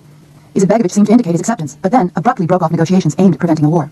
Izetbegovic did what Zulfikar Pashic calls a stab in the back, because he went on television without telling Zulfikar Pashic to do this and accused Zulfikar Pashic and the Serbs who negotiated this deal of selling out and traitors Bosnia. And this, was a terribly dangerous thing to do in 91 and should have put everybody on warning against the kind of peace-loving, multi-ethnic, etc., that he and his followers were always giving towards Western journalists and Western politicians. In his book, The Politics of Diplomacy, then Secretary of State James Baker wrote that Ambassador Zimmerman strongly advised him to recognize Bosnia. Recognition of Bosnia, however, violated the most basic diplomatic norms. For a government to be recognized, it must be in full control of its territory, it must have clearly established borders, it must also have a stable population. Not a single one of these essential conditions existed in Bosnia in February of 1992, when Zimmerman made his recommendation. U.S. intelligence analysts predicted that recognition would lead to war. Even the Germans thought that recognition of Bosnia would be a serious mistake. Nein, es hat eine Meinungsverschiedenheit gegeben. We did have some different opinions in early 1992, as the Americans supported the recognition of Bosnia, whereas we, the Europeans, believed that we should first establish a framework for the whole region. So basically the policymakers ignored the analysts, and by late January, early February, U.S. policy come around to the view that we would recognize Bosnia, and we wanted the Europeans to recognize Bosnia along with us. So from mid-February on, we were pushing the Europeans hard to recognize Bosnia, and we were thinking about how we would do that and have the U.S. recognize Croatia and Slovenia at the same time. With American support, recognition of a separate Bosnian state was now inevitable. Lord Carrington tried to avert disaster by appointing Portuguese President José Coutinho to find common ground among the Serbs, Muslims, and Croats before an independent Bosnia was recognized. I asked him to go to Sarajevo and to Lisbon and have talks about the three parties in Bosnia to see whether or not some agreement could be reached with a unitary state, an independent Bosnian state, but in some sort of federal idea in which you've got the three communities to agree. The Bosnian Serbs, Croats, and Muslims all signed the pact known as the Lisbon Agreement on March 18, 1992. This set up a central government of Bosnia-Herzegovina and 3 ethnic cantons on the model of Switzerland. It was the last chance, I think, of trying to preserve Bosnia before the war broke out in earnest. If the Lisbon Plan had been adopted, British author and BBC journalist Misha Glenny wrote later, the war in Bosnia probably would not have happened. But 2 days after signing it, following a meeting with American Ambassador Warren Zimmerman, Izetbegovic changed his mind and disavowed his signature. Izetbegovic turned around and reneged, as he's reneged on other things. Zimmerman later acknowledged to David Binder of the New York Times that Izetbegovic had reluctantly signed the agreement to gain European recognition. More than a year after the bloodshed began in Bosnia, Zimmerman also admitted that the Lisbon Plan was not bad at all, but recalls telling Izetbegovic, if you don't like it, why sign it? Zimmerman told Izetbegovic, why don't you wait and see what the U.S. can do for you? Meaning, we'll recognize you and then help you out. So don't go ahead with the Lisbon Agreement. Don't accept the Coutinho plan, and just hold out for some kind of unitary Bosnian state. So this is a major turning point in our diplomatic efforts. The American administration made it quite clear that they thought that the proposals, Coutinho and my proposals, were unacceptable. With no agreement amongst the Muslim Serbs and Croats, and with all sides mobilized for war, the European community voted, as the U.S. insisted, to recognize Bosnia on April 6th, along with Slovenia and Croatia. This act, Roger Cohen of the New York Times later wrote, was as close to criminal negligence as a diplomatic act can be. Indeed, international recognition and the outbreak of the Bosnian War were simultaneous. The world put light to the fuse.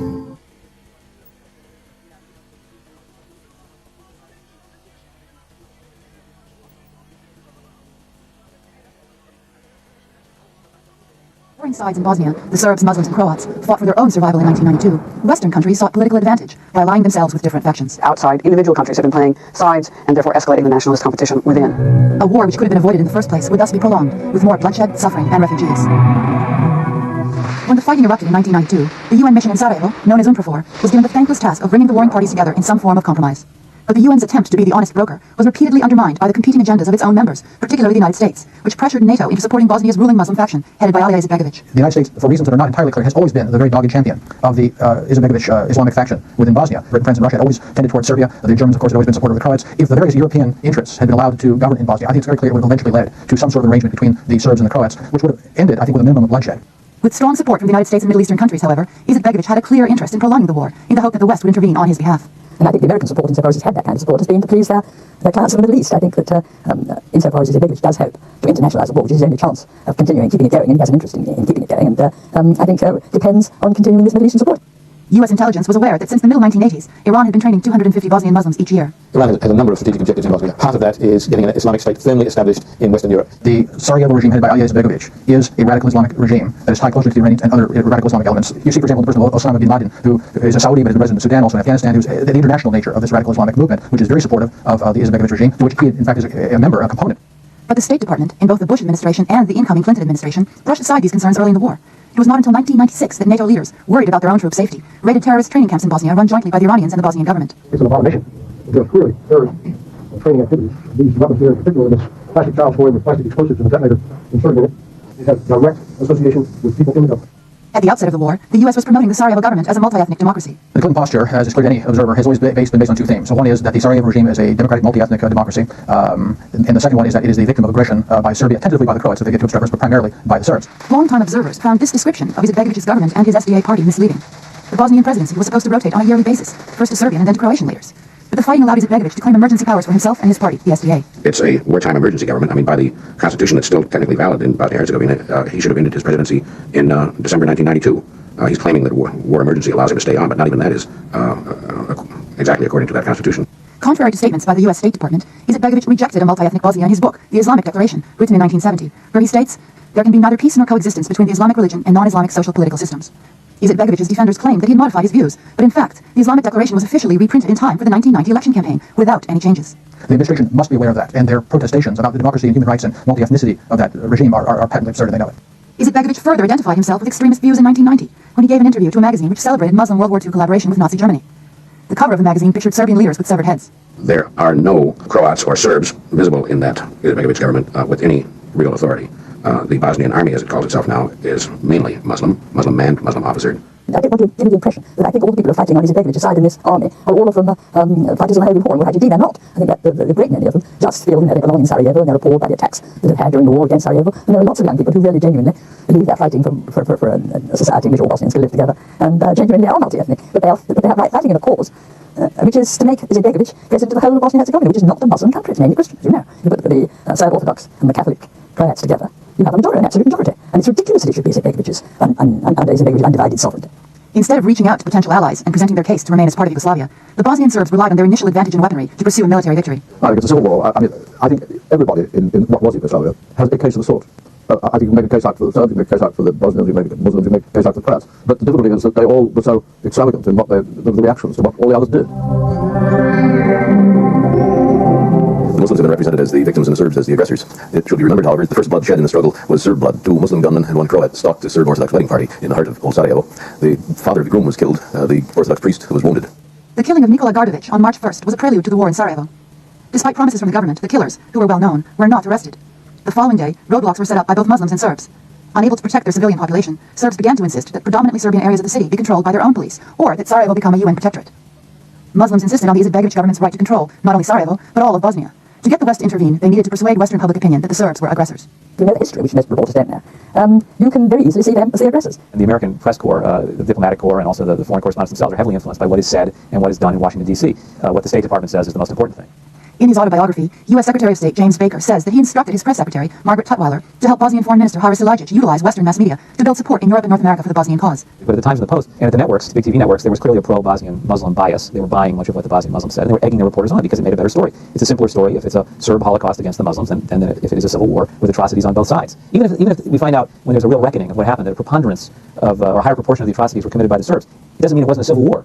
It doesn't mean that there weren't two sides of the story. This is part of our history, it's part of our culture, it's promoted by the entertainment industry, and so in the scene of Bosnia, we had to have a good guy and a bad guy, and we'd like to have a victim. So it was very easy there to say, wait a minute, the Muslims are the victims, the Serbs are the bad guys, and the Croatians are kind of the good guys because they're like us, and so on. There was a sense that some of their reporting was censored to a certain line which was anti-Serb, as opposed to actually trying to create balance of what the Bosnians were doing at the same time. The press would have us believe that the Serbs have seized 2/3 of Bosnia. The fact is the Serbs have lived in that territory for 1,500 years, and the fact is they are farmers and they are spread all over the landscape, so they have always been on 2/3 of the landscape. The statement that has become an absolute cliche that the Serbs have taken over 70% of Bosnia. Again, the underlying assumption is that there were no Serbs in Bosnia before the conflict started, when in reality much of the land of Bosnia was Serb land before the fighting ever began. But the implication is that the Serbs dropped in from some other planet and just took over nearly 2/3 of the country.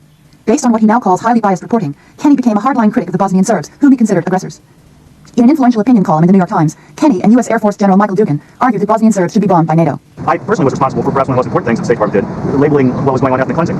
I had tried to gin up public opinion, and part of my job was to draft material for the spokesman, Margaret Tutwiler. And she was always looking for inflammatory material. But in any case, my colleague in Belgrade sent me a cable one day saying the Serbs were doing what they described as ethnic cleansing. I thought, okay, this is great. I'll put this into Margaret Tutwiler's noon briefing. And to my surprise, no senior official took the words out. The aggressors and extremists pursue a vile policy of ethnic cleansing. From that point on, the term ethnic cleansing entered public discourse, but it was not used before. And I think that image somehow stuck, and then further down the road, people tried to convert that into an image of genocide, which doesn't really correspond to reality. The reality was that all sides had been carrying out ethnic cleansing since the beginning of the war. And there's ample evidence that that's going on in all sides. It's going on in the United Nations protected areas. It's going on in the areas of Bosnia. Media perceptions influenced policies in Western countries towards Bosnia in ways that widened and prolonged the conflict.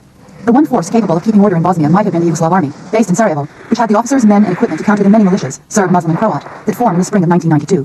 General Karadzic tried to do just that in meetings with leaders of all sides. However, under the threat of sanctions and pressed by the US, the JNA was forced to demobilize. In Sarajevo, most of the heavy weapons fell into the hands of Serbian forces, while in other areas, Croats and Muslims inherited JNA weapons in armament factories. Instead of a standing army which could be held accountable for keeping order, a lightly armed force of UN peacekeepers was given the nearly impossible mandate of separating the warring sides. UN General Louis Mackenzie criticized Serbian forces for their use of heavy artillery in areas of Sarajevo, but he also wrote later that most of the 19 ceasefires he had negotiated were broken by Muslim forces because their policy was and is to force the West to intervene. There was an obvious short-term advantage in perpetuating the fighting in some areas in order to encourage the world to intervene. I don't think that's an illogical deduction at all, and I think most people would agree with that. The fighting in Sarajevo was described by news organizations as a siege, but the reality was that of a divided city with front lines that changed little in the course of the war. Serbs fired from areas they held into areas controlled by Muslims, while Muslim forces fired into areas controlled by Serbs. And I think people don't really understand that, in fact, Serbian community in Bosnia suffered in exactly the same way that the other two communities suffered. Veteran military correspondents, such as Colonel David Hackworth of Newsweek, observed that with 300 tanks at their disposal, quote, taking out Sarajevo would be easier than sliding down a greased pole. General Mackenzie agreed that the Serbs could have captured the city in a matter of days early in the war, if that had been their intention. Bearing in mind the ex-JNA equipment that was there, and as admitted by the presidential side, the overwhelming superiority in gunnery and in tanks that was available in Lukovica, then certainly a very formidable assault could be made against the city with a fairly good chance of success. Many observers wondered why a government under siege would shell its own airport. On several occasions, the UN documented and reported and made clear publicly 2 or 3 days later that there were cases where the Bosnians had been mortaring into areas where you wouldn't expect them to be mortaring, like the airport. In his book, Balkan Odyssey, Lord Owen wrote that Muslim forces, quote, would from time to time shell the airport to stop relief flights, to focus world attention on Sarajevo. Sarajevo became, after all, a sort of icon of the problems of Bosnia because there was a satellite dish which was shipped in very early on in the crisis. It was easy, if you like, to have ready access to the war on a day-by-day, real-time, instant, minute-by-minute basis, if possible. And what was going on in Sarajevo was somewhat posturing for the international media. Whether we like it or not, the presence of CNN, ITV, BBC, and the Sky News Network, and many others, was an intimidating factor for any military operation going on in Sarajevo that would be seen by the world, and the world would pass judgment based on what was going on in Sarajevo. As a soldier, it probably made a lot of sense to tie up the media in Sarajevo, and then whatever your objectives were in the rest of Bosnia could be done without the presence of the media. The first serious atrocities in Bosnia took place outside the capital before fighting in Sarajevo began. The first massacre of the war, which was carried out on March 26th in Sijakovac near Bosanski Brod in northern Bosnia, was ignored by Western news organizations. Interestingly, the slaughter of 5 Serbian families and the burning of the village by Croatian forces was reported by the pro-government Sarajevo newspaper Oslobođenje. A week later, on April 2nd, Croatian forces captured the town of Kupres in central Bosnia. After the town was recaptured, Serbian television offered footage of Serbian soldiers and civilians who had been mutilated to Eurovision in Geneva for worldwide transmission. But they were turned down by officials in Geneva who said they already had the story from the Croatians. The Serbs have been fragmented in their response to the media. They were hampered in the first instance by the fact that the television uplinks were in Sarajevo and Zagreb, and they were not able to get their message out in the first stages of the breakup of Yugoslavia. But since then, they were slow to learn how to use the Western media. In a murky, complicated, violent situation, it's a lot easier for a lazy reporter or a lazy editor to get it from the press agents, and the Bosnians had a better press operation, pure and simple. Reports of Serbian atrocities in cities such as Prijedor in northern Bosnia and Zvornik on the Drina River were broadcast repeatedly in Western countries. Meanwhile, the Serbian population of Mostar, the capital of Herzegovina, was virtually eliminated in violent attacks by combined Muslim and Croatian forces in June of 1992. But with the exception of the British Guardian, this event went unnoticed in the West.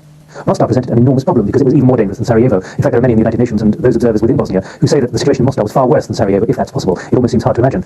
Some of the worst atrocities were undertaken by Muslim paramilitary units in eastern Bosnia against Serbian villages such as Kamenica and Milici. Bloody Serbian reprisals in Srebrenica made international headlines in 1995. But for the first 3 years of the war, Srebrenica was the stronghold of Muslim warlord Naser Oric, who drove out the Serbian population and carried out scores of massacres against surrounding villages, including the killing of 500 Serbian civilians on Orthodox Christmas Eve in 1993. Serb public relations was so poor that they weren't doing what they needed to do to get Serbs on television. They needed to hire a Washington PR firm, the way the Muslims did, or a New York PR firm, and get their people on the air. They didn't do it. So partly it's a mechanical failure on the part of the Serbs, but of course partly it's a refusal by the networks and by the big newspapers to acknowledge that there was another point of view. Reporters in Bosnia have largely been based in Sarajevo. There's very few that have gone into the Serb areas and spent any time in Serb areas, and that's considerably biased their reporting as well. When news did emerge from the fighting in the Bosnian countryside, it was sometimes dangerously misleading. Brutal conditions in 2 Serbian-run prison camps, Omarska and Karadzic, were brought to public attention in early August of 1992 by Newsday reporter Roy Gutman.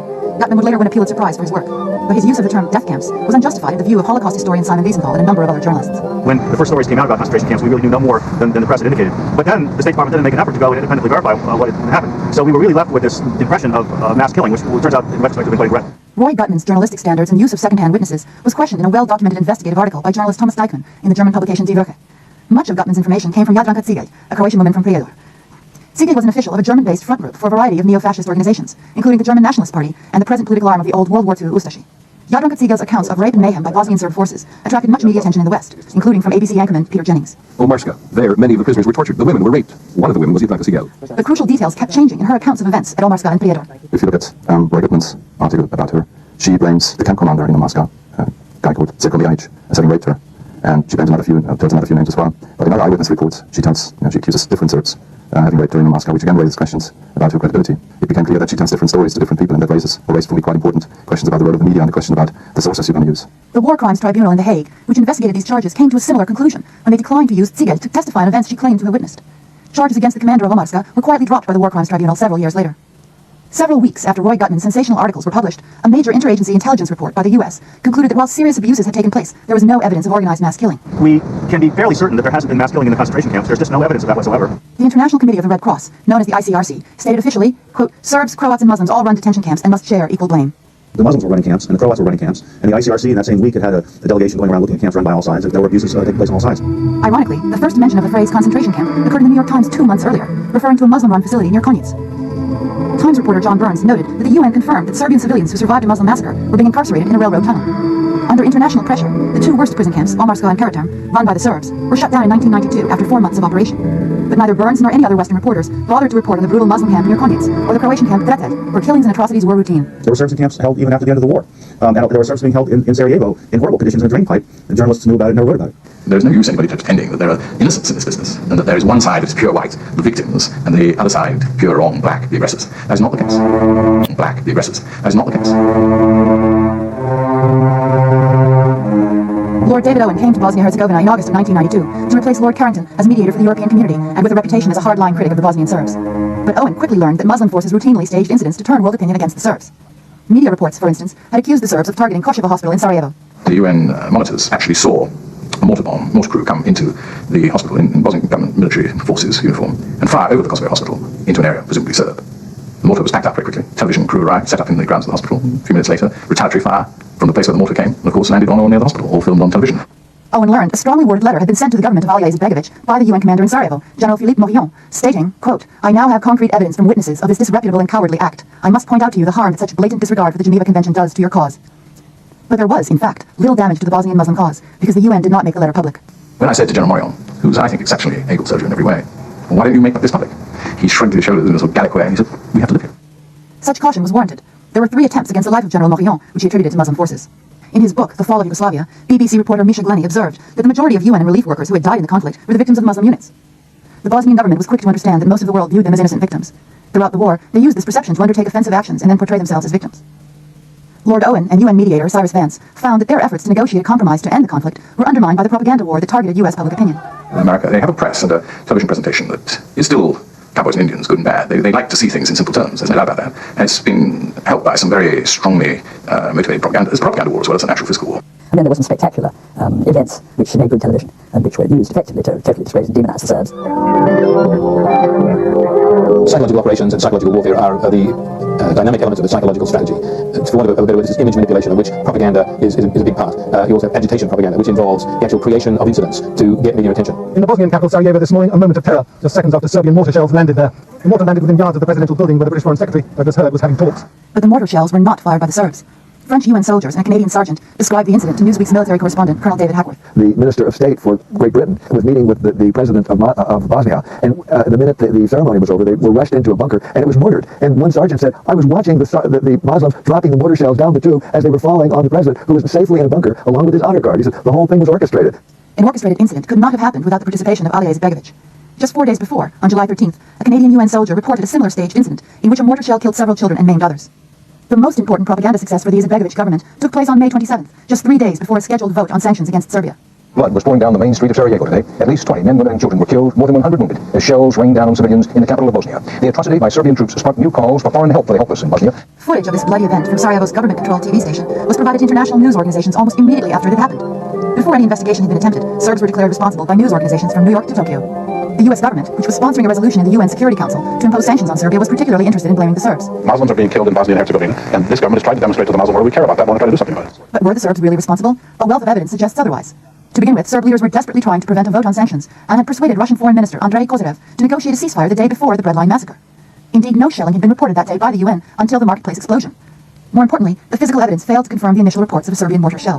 Dr. Borislav Starovic, the dean of the Sarajevo Medical Faculty, who treated victims of the Breadline Massacre, wrote later in the American journal Chronicles, quote, "I found it very odd that there were no lacerations or puncture wounds on any of the victims. Neither were there any head or chest wounds, only trauma to the lower extremities. The wounds were obviously not caused by artillery shells, they were the result of pre-planned demolition charges." A classified report by UN Commander Satish Nambiar to UN headquarters in New York obtained by the London Independent 3 months later stated that the Breadline Massacre and a number of other bloody incidents had in fact been linked to Muslim forces loyal to Ali Izetbegovic. Other details confirming a staged incident began to emerge as witnesses came forward. The announcement of free bread had been broadcast 5 times the previous day on the Muslim radio station Hayat. But when the crowd gathered the following day, they were left waiting for bread that never arrived, while Muslim officials blocked off the street according to witnesses who were standing in the bread line. Witnesses also observed a 2-person television crew taking cover in a nearby doorway, the entrance to the publishing company Svietlost, just before the explosion in the bread line. They were in position to film the gruesome scene almost immediately. There were suspicions because the media happened to be there, the street had been closed off, then it was open, the bread line formed, and then there was an explosion. In fact, 3 major staged incidents would take place in marketplaces within a 2-block radius of the bread line bombing. Each would affect the international response to the war in Bosnia. We've found in this particular conflict that these incidents occur invariably before a major decision is due to be made by the United Nations, by the European community, or by within the peace talks and something of that nature. So what we have is an incident in which a number of Muslims get killed, the Serbs are blamed, the peace process breaks down. So peace accords are never reached because there was always this incident to break up the momentum. Now, the Serbs continually have the blame for this. The United Nations has continually responded by saying that these are staged incidents, but the United Nations report doesn't get the same impact as the original event. Sanctions against Serbia would have an effect opposite of what the US had hoped. The Bosnian Serbs intensified the war. Despairing of finding a political settlement, and with time working against them, the Bosnian Serbs were encouraged to use their military might to score a quick military victory. Muslim forces, on the other hand, would be encouraged to prolong the war, as sanctions wore down the Serbs. Because they had troops on the ground in harm's way, the UN and the European community were anxious to settle the conflict in Bosnia through negotiations that would involve compromise. Serbs would have to give up land they controlled, and the Muslim-dominated government would have to give up their claim to rule the whole of Bosnia. The Vance-Owen Plan, which was negotiated in December of 1992, would have ended the fighting by an agreement to decentralize power into 10 administrative units that would be dominated by the different ethnic factions. Although Radovan Karadzic reluctantly agreed to sign the plan, the Serbs were unhappy with the fact that they were divided into isolated enclaves that would be hard to defend. But it was American opposition to the plan that undermined the UN and European diplomats repeatedly. We were being accused of favouring ethnic cleansing and territorial cleansing, and here we were, forcing the Serbs back by 39%. Now, I used to always say, give me an example of any plan that has rolled back an undefeated army that amount. If the UN and the European community had been allowed to bring peace to Bosnia, these institutions would have been strengthened. There would have been less need for American influence and an American-dominated NATO. A European settlement of the Bosnian War would have helped Germany and France in their plans for a Western European Union, which would enable Europeans to defend themselves. Vance-Owen was not made in the United States of America. It was not made in the USA.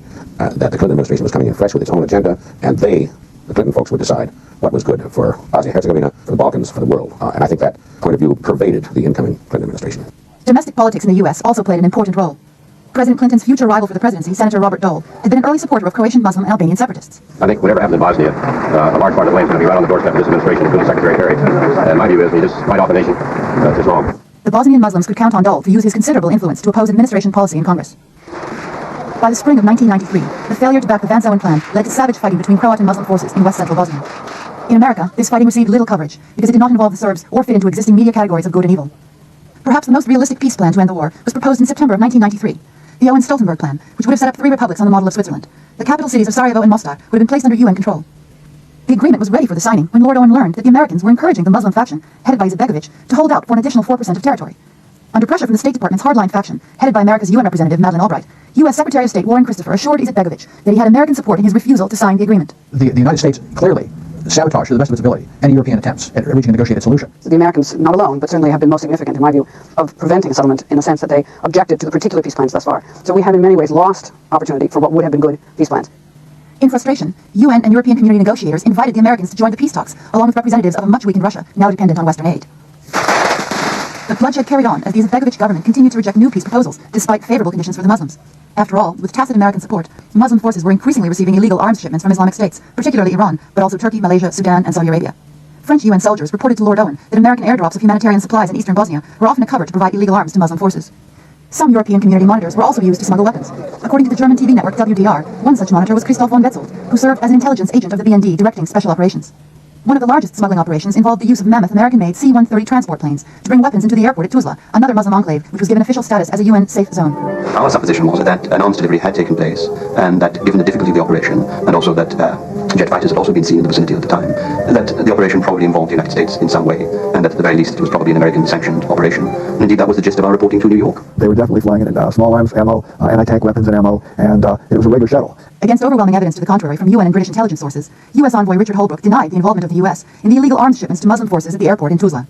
The United States didn't do this. We couldn't have done it. If we did a thing like this, American law would require the president to inform Congress under the covert action notification laws, and it would leak, and it didn't happen. It never happened. If there were planes in Tuzla, and I've heard these same reports, they were certainly not American planes. Holbrooke would later deny that the U.S. helped facilitate Iranian arms shipments to Muslims, despite detailed reports on these activities from the Los Angeles Times as well as European papers. The most important weapon for the Izetbegovic government remained the media. The establishment of so-called safe areas for Muslims, including Sarajevo, provided a trigger for Western intervention. There was nothing safe, however, about these areas. The Serbian residents of these enclaves had already been killed or driven off early in the war. Out of a population of 30,000 Serbs in Bihać, only 1,000 remained, according to reports of the UN High Commissioner for Refugees. Virtually all the Serbs in Gorazde and Srebrenica had been driven off or killed by 1993. Despite the safe zone designation, Muslim civilians could not be protected either, because these enclaves were never demilitarized. Indeed, with weapons smuggled in by Americans, Germans, and Islamic countries, local Muslim militias were encouraged to attack surrounding Serbian villages to provoke a counter-response from the Serbs. On February 5th, the Markala marketplace exploded, killing 68 people and injuring several hundred others in downtown Sarajevo. As the dead were being carted away for burial, the crucial question was who was responsible for this brutal act of terrorism. If the Serbs were responsible, an American-sponsored UN resolution gave NATO the power to bomb Serbian targets. The U.S. State Department was quick to blame the Serbs. Frankly, it is very hard to believe that any country would do this to its own people, and therefore, although we do not know exactly yet what the facts are, it would seem to us that the Serb and the Bosnian Serbs are the ones that probably have a great deal of responsibility. Senator Dole put pressure on the Clinton administration to act by declaring the Serbs guilty and visiting the ruined marketplace. But both NATO and UN sources obtained evidence that suggested Muslim forces were behind the explosion. General Charles Boyd, who directed NATO's intelligence, concluded that Muslims had staged the incident to force NATO into bombing the Serbs. Sir Michael Rose, the UN's new commander in Sarajevo, reached a similar conclusion. In the report made public, the UN stated that the mortar shell which exploded in the marketplace could have been the responsibility of either Muslim or Serbian forces. In his book, Balkan Odyssey, Lord Owen writes that a senior ballistics expert in Zagreb had studied the likely trajectory of the shell and indicated that the trajectory was, quote, more likely to be 1,100 to 2,000 meters from the impact, and this would tend to indicate that the mortar had been fired from a Bosnian government position. I was in receipt of privileged information, really, and I was not going to reveal what was the suspicion. But what I did want was the UN in New York to come under questioning about who was responsible for the bomb. Owen, who was trying to force Serbs and Muslims to agree on a settlement to demilitarize Sarajevo, suppressed the report. He wrote later that the slightest public hint that the Muslims were involved in the Markala marketplace massacre would have led Bosnian government representatives to boycott the negotiations. NATO airstrikes on Serbs were temporarily avoided, but a public which had been kept in the dark about events at the Markala marketplace was left with the impression that the Serbs were guilty. This was a boon to advocates of intervention. Instead of a negotiated settlement to the Bosnian Civil War, hardline members of the Clinton administration began to prepare for a military solution. Even though nobody who really looked closely at Markala from the UN blamed the Serbs, it was automatically subsumed into Serbian atrocities. Using sticks and carrots, a shotgun marriage was arranged between the Croatian forces and the Bosnian Muslims, known as the Croat Muslim Federation. Croatian President Tudman was promised that he would have American help in his efforts to seize the predominantly Serbian Krajina region, which was part of the UN protected area, a bloody operation that was more than a year away. Croatia would also be given de facto control of Western Herzegovina. 2 months after the Markala marketplace explosion, the Bosnian government would have its first success in getting NATO to intervene against Bosnian Serb targets near Gorazde. With help from an American military advisor, Muslim forces launched attacks against 6 Serbian villages around Gorazde. When Serbian forces responded, American television broadcasts portrayed fighting around Gorazde as if it were an unprovoked attack on a safe zone. The Serbs punished Gorazde throughout the day. At one stage, shells were raining down at the rate of 1 every 20 seconds. Shells are now dropping at random into the city center. The hospital has taken direct hits on its roof. There was a dramatic transmission from a ham radio operator supposedly based in Gorazde.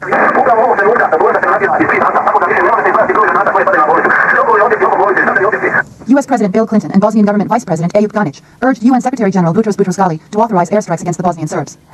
NATO airplanes did indeed launch a limited airstrike against Serbian targets. But further airstrikes were called off by Commander Michael Rose, who realized that Muslim forces had manipulated UN agencies with false casualty and damage reports. Instead of 2,000 people injured and 700 people killed, fewer than 200 people were injured. Instead of the hospital being destroyed, only 1 shell had passed through the roof. As he flew by helicopter into Gorazde following the fighting, Rose was asked about U.S. satellite reports that nearly every house in Gorazde was damaged. Yes, practically every house in Gorazde has been damaged, but most of the damage to Gorazde was done in the fighting that had taken place some 2 years before, when the Bosnian government forces drove the Serbs from this town. And there were 12,500 Serbs at that time living there, and they were all driven off. The way to distinguish a house that's been damaged by fighting, where a shell has hit it, and a house that's been damaged by ethnic cleansing, is if it's got no roof, no doors, no window frames, nothing in the house at all, and there are burn marks up it, and bullets spread around the walls. That is the house that's been damaged by ethnic cleansing. A house that's been damaged by shelling has a shell hole in it, and there are still people trying to live in that building with their furniture. They've got nowhere else to go. That's something you can't see from satellites. And of course, at that time, the international image of what happened in Gorazde was very different from the reality. What was dangerous was that policies were beginning to be put together on both sides of the Atlantic about what we should do in Gorazde. But these policies were being put together on totally flawed information. According to respected British military analyst Jonathan Ayal, the ham radio operators whose live reports were carried on American television networks were not even based in Gorazde. During the first year of the Bosnian War, by all accounts the bloodiest period of the conflict, the Bosnian government placed the number of dead at 17,000. Within just 2 months, however, Bosnian government officials began using a figure of 200,000 killed. This huge increase in deaths came in the dead of winter, when fighting had virtually ceased in the mountainous terrain. I'm probably as guilty as most of using inflated numbers, although I had enough sense to abandon using numbers in mid-93. In a groundbreaking article which appeared in the New York Times Sunday magazine in the fall of 1994, George Kenney criticized the way inflated casualty reports were used by most major news organizations. A number of very high-profile journalists quickly picked up Bosnian government numbers and began to use them routinely. John Burns of the New York Times, Carl Williams of the LA Times, even John Pomfret of the Post, who's normally a very cautious journalist, got in on this after a certain period. So with these very well-respected journalists saying, okay, there have been 150,000, 250,000, 200,000, whatever, people killed, those were the numbers that stuck. While the Bosnian government was using a figure of 200,000 deaths, International Red Cross observers on the ground were coming up with more realistic figures. The International Committee of the Red Cross internally, and they made it very clear that they're not going public with this, but their analysts were quite eager to talk with me and be straightforward about their analysis. Their numbers are the lowest of any. They say 20 to 30,000 total with an upper limit of 35,000. The figures now, it depends who you want to hear and believe. It's ranging around 300,000. Probably the truth of the matter is you'll be hard-pressed to find more than 30,000 graves. It's been exaggerated by that percentage. Now, the European military intelligence would say, let's add in every possible hypothetical number of people that could be killed and make it up to about 60,000. The U.S. intelligence community was sort of agnostic, saying tens of thousands, but they didn't want to commit to a particular number, even unofficially. As the U.S. government began to more actively assist Muslim and Croat forces, British intelligence accused the American CIA of doctoring intelligence reports to justify American intervention. The CIA did a report that said 90% of the ethnic cleansing had been done by Serbs in Bosnia-Herzegovina. We now know that study was only done in areas now held by Bosnian Serbs. Serbs who were expelled from Muslim and Croat areas were not included in the CIA report, even though international agencies stated that 40% of the refugees from the war were Serbian. Unless one assumes that the vast majority of Serb refugees left voluntarily and were not victims of ethnic cleansing, there's a very large disparity in the figures. The study itself does not represent what actually happened throughout Bosnia-Herzegovina because it was not done in the other areas.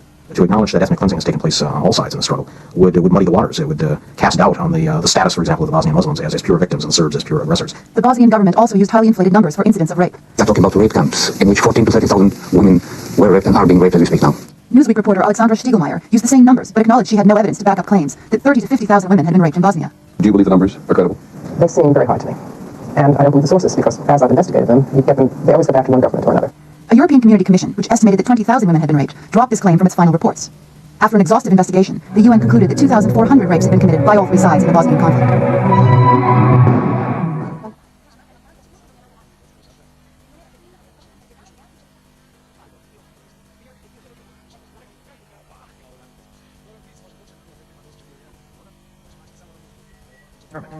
That we should not take sides in this war by becoming a combatant. We have held firmly to that position, and we plan to continue to hold firmly to that position. By the time U.S. Secretary of Defense William Perry testified before Congress in June of 1995 that the U.S. was not taking sides in the Yugoslav conflict, a full range of secret military assistance operations to the Croatian government and Bosnian Muslim forces were already underway. At a remote airfield high in the mountains of the Croatian island of Brač, American intelligence operatives assembled the unmanned aviation vehicles, known as UAVs, for reconnaissance, while Croatian soldiers guarded the airport gates. It was known within the UAV community who they were and where they were flying. When you suddenly ran into roadblocks and couldn't get information anymore, you knew it was the Tier 1 CIA guys that were operating. You could look at truck traffic, you could identify the types of artillery, the types of tanks, their movement. With this kind of information, you could literally analyze to extremely small detail the tactical capability of a force. Only 1 month before Defense Secretary William Perry testified the U.S. was not taking sides, a predominantly Serbian civilian area, supposedly under UN protection, was suddenly attacked by Croatian forces. Several UN soldiers were killed in what turned out to be a massacre of the Serbian civilian population of Sector West. Thousands of Serbian refugees fled across the Sava River from Croatia into northern Bosnia. Croatian sources put the number of Serbs killed in the attack at 1,000. Serbian Orthodox Church officials stated that 5,000 civilians were killed. But there was no criticism of this atrocity by American officials, including the killing of UN soldiers, because the U.S. was deeply involved in assisting the Croatian military. Efforts by British and French representatives on the UN Security Council to place sanctions against Croatia were repeatedly blocked by America's UN representative Madeleine Albright. 6 months earlier, in November of 1994, the U.S. Departments of State and Defense had approved a contract between a group of retired four-star generals and the Croatian government. The Croats paid for it, but they were authorized by the Pentagon. I had constant reports of American officers who were, quote, retired, no longer in active duty, acting as advisors to the Bosnian government's military, acting as advisors to the Croatian military, and they were very active on the ground. The retired generals, described as high-level mercenaries, belonged to a private company known as Military Professional Resources Incorporated, or MPRI. MPRI included such luminaries as Lieutenant General Ed Soyster, former head of the Defense Intelligence Agency, Major General Richard Griffiths, Deputy Chief of Operations in Central Europe, and most importantly, Karl Vono. General Vono and his colleagues at MPRI would be a major asset to the Croatian army in its efforts to forcibly expel the ethnic Serbian population from the Krajina, which was technically under UN protection in sectors north and south. But the destruction of Sector West, a UN-protected area for ethnic Serbs, would have consequences in nearby Bosnia. Lord Owen wrote that by acquiescing in the Croatian government's seizure of Sector West, the U.S. had, quote, in effect given the green light to the Bosnian Serbs to attack Srebrenica and Zepa. When Muslim paramilitary leader Naser Oric launched an attack from Srebrenica against the Serbian village of Visnica, this time the surrounding Serbian forces counterattacked Srebrenica, entering the city. It is well known to anybody who has followed this that Oric was launching repeated attacks out of a supposedly demilitarized zone against the surrounding Serbian areas around the Srebrenica enclave, to the point where, after repeated warnings, the Serbs simply could not allow him to continue to do that and decided to take the town. Oric and several thousand of his soldiers fled across Serbian-held territory to the town of Tuzla several days before Serb forces entered Srebrenica and Zepa. Muslim women and children in Srebrenica were placed on buses by Serbian forces and sent to safety in Tuzla. But between 1,000 and 2,000 Muslim men were captured by the Serbs, who blamed them for participating in a string of massacres led by Naser Oric. A Croatian soldier, who claims to have fought with Bosnian Serbs, testified at The Hague that he took part in the execution of 1,200 Muslims, although the number of bodies recovered from the site was 200. UN Ambassador Madeleine Albright, however, used greatly inflated numbers to describe Serbian reprisals at Srebrenica. According to the International Committee of the Red Cross, thousands of Muslim men, allegedly missing, were found serving in Muslim army units near Tuzla. Washington Post reporter John Pomfret reported that 4,000 armed Muslim soldiers had escaped to a town near Tuzla. Yet these same soldiers were still being included in official reports years later as missing Muslims from Srebrenica. Secretary Albright was very insistent on using such numbers like 8,000, 10,000 Muslim men and boys who were executed in Srebrenica by the Serbs. There's simply nothing to document those numbers. But an even bloodier episode, the Croatian army attack on the predominantly Serbian Krajina region, was yet to come. On August 1st, 1995, Croatian troops launched a massive assault on the Serbian population of Krajina, sectors north and south. It was an operation of about 100,000 Croatian military. Yes. Tanks, planes, artillery, the works. While officially denying any involvement in what the Croatians called Operation Storm, American forces were actively supporting this bloody operation of ethnic cleansing. American equipment was used to jam Serbian communications at a critical moment, so that command and control, at least in the communications sector, was blocked. And then there was a documented pair of raids on Serbian Krajina military facilities by U.S. Navy planes flying out of Aviano, which knocked out radar and other facilities. The shot came in was a deliberate terror bombardment meant to hasten the departure of the remaining Serbs and was committed against the unarmed populace. They had street cleaners coming in and removing any evidence of the murders or the vandals before they brought the cameras in to show the triumphant return of the Croats into Ganic. So it was all very carefully planned. Having denounced ethnic cleansing, American military planners helped Croatia carry out the largest ethnic cleansing of the war up to that point. It would appear to be the largest single incident. If you count people affected in the first few days, it was 170,000 people. That number quickly grew to 200,000 as a river of humanity clogged the roads. Recently retired U.S. General Charles Boyd, deputy commander of NATO, confirmed that the U.S. helped plan and implement the attack.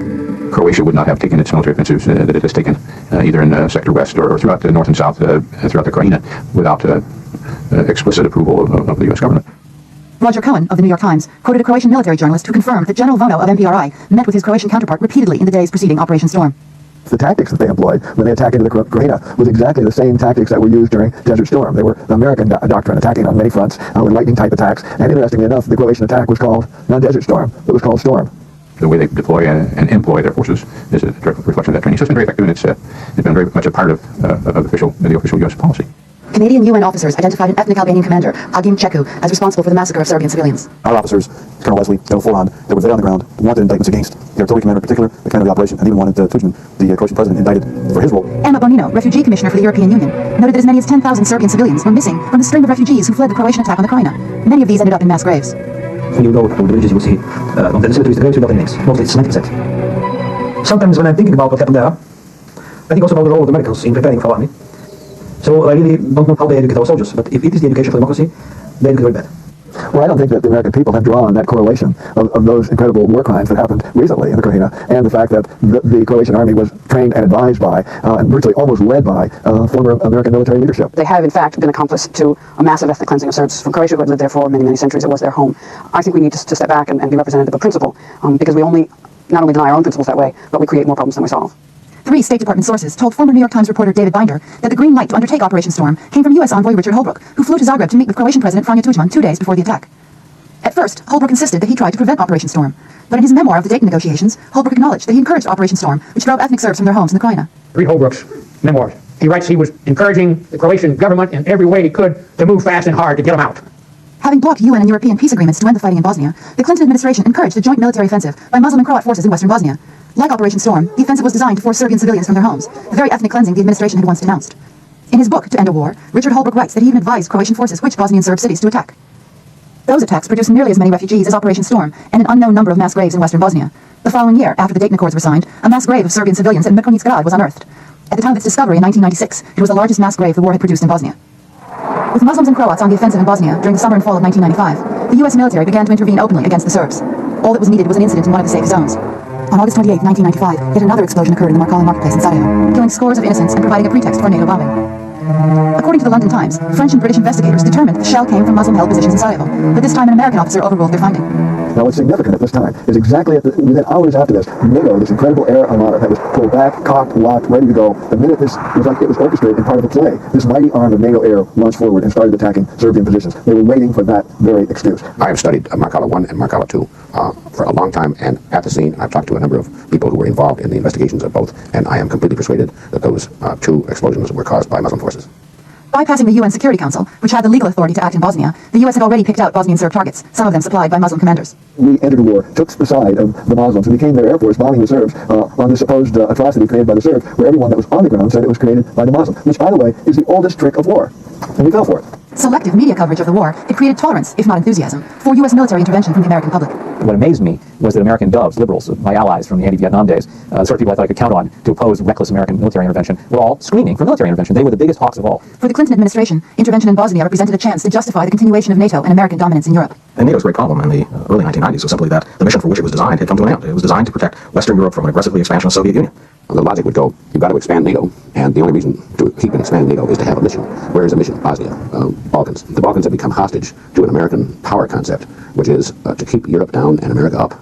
NATO was designed to protect the territory of its member states from a major mutual security threat. It was not designed to intervene, to project force into a civil war outside the NATO treaty area. And yet that is what it has sought to do as an agent of the United Nations to complicate matters even further in the former Yugoslavia. Not surprisingly, this has not worked out very well. Senior military officers were amongst those most wary of administration policy. I think the mess we have today is the result of political errors.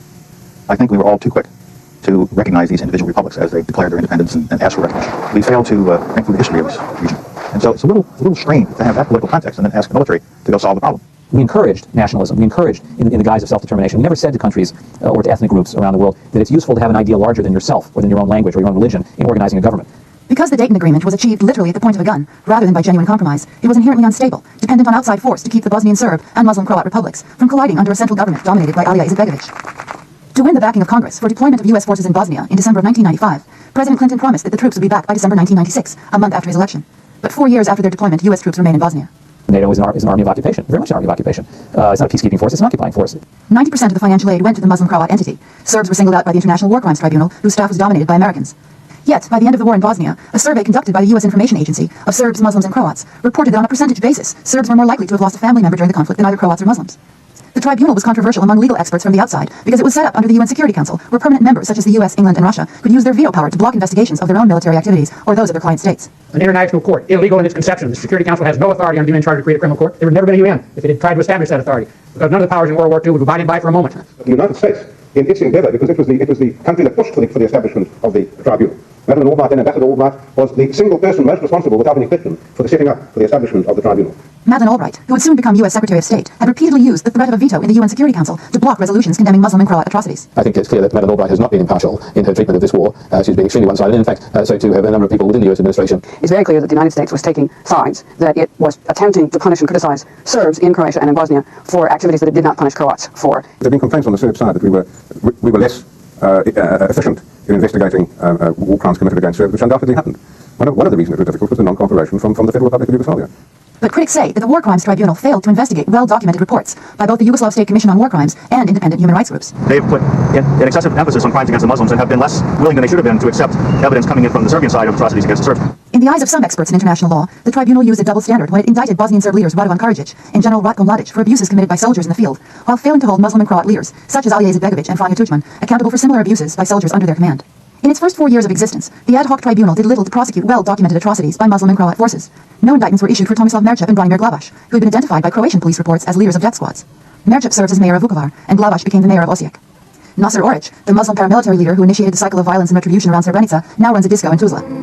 In March of 1999, investigators for the tribunal recommended indictments for 3 generals who, 4 years earlier, had planned the bloody Operation Storm. But no indictments were issued against the American generals who advised them.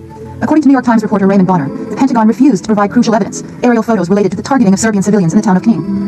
And no indictment was announced by the tribunal against the man who conducted the bloody artillery barrage against civilians in Operation Storm, General Agin Ceku, an ethnic Albanian who had served the Croatian army as commander of artillery. Ceku, who was linked to other bloody massacres in Krajina, would soon take a leading role in a new conflict, a war in the Serbian province of Kosovo.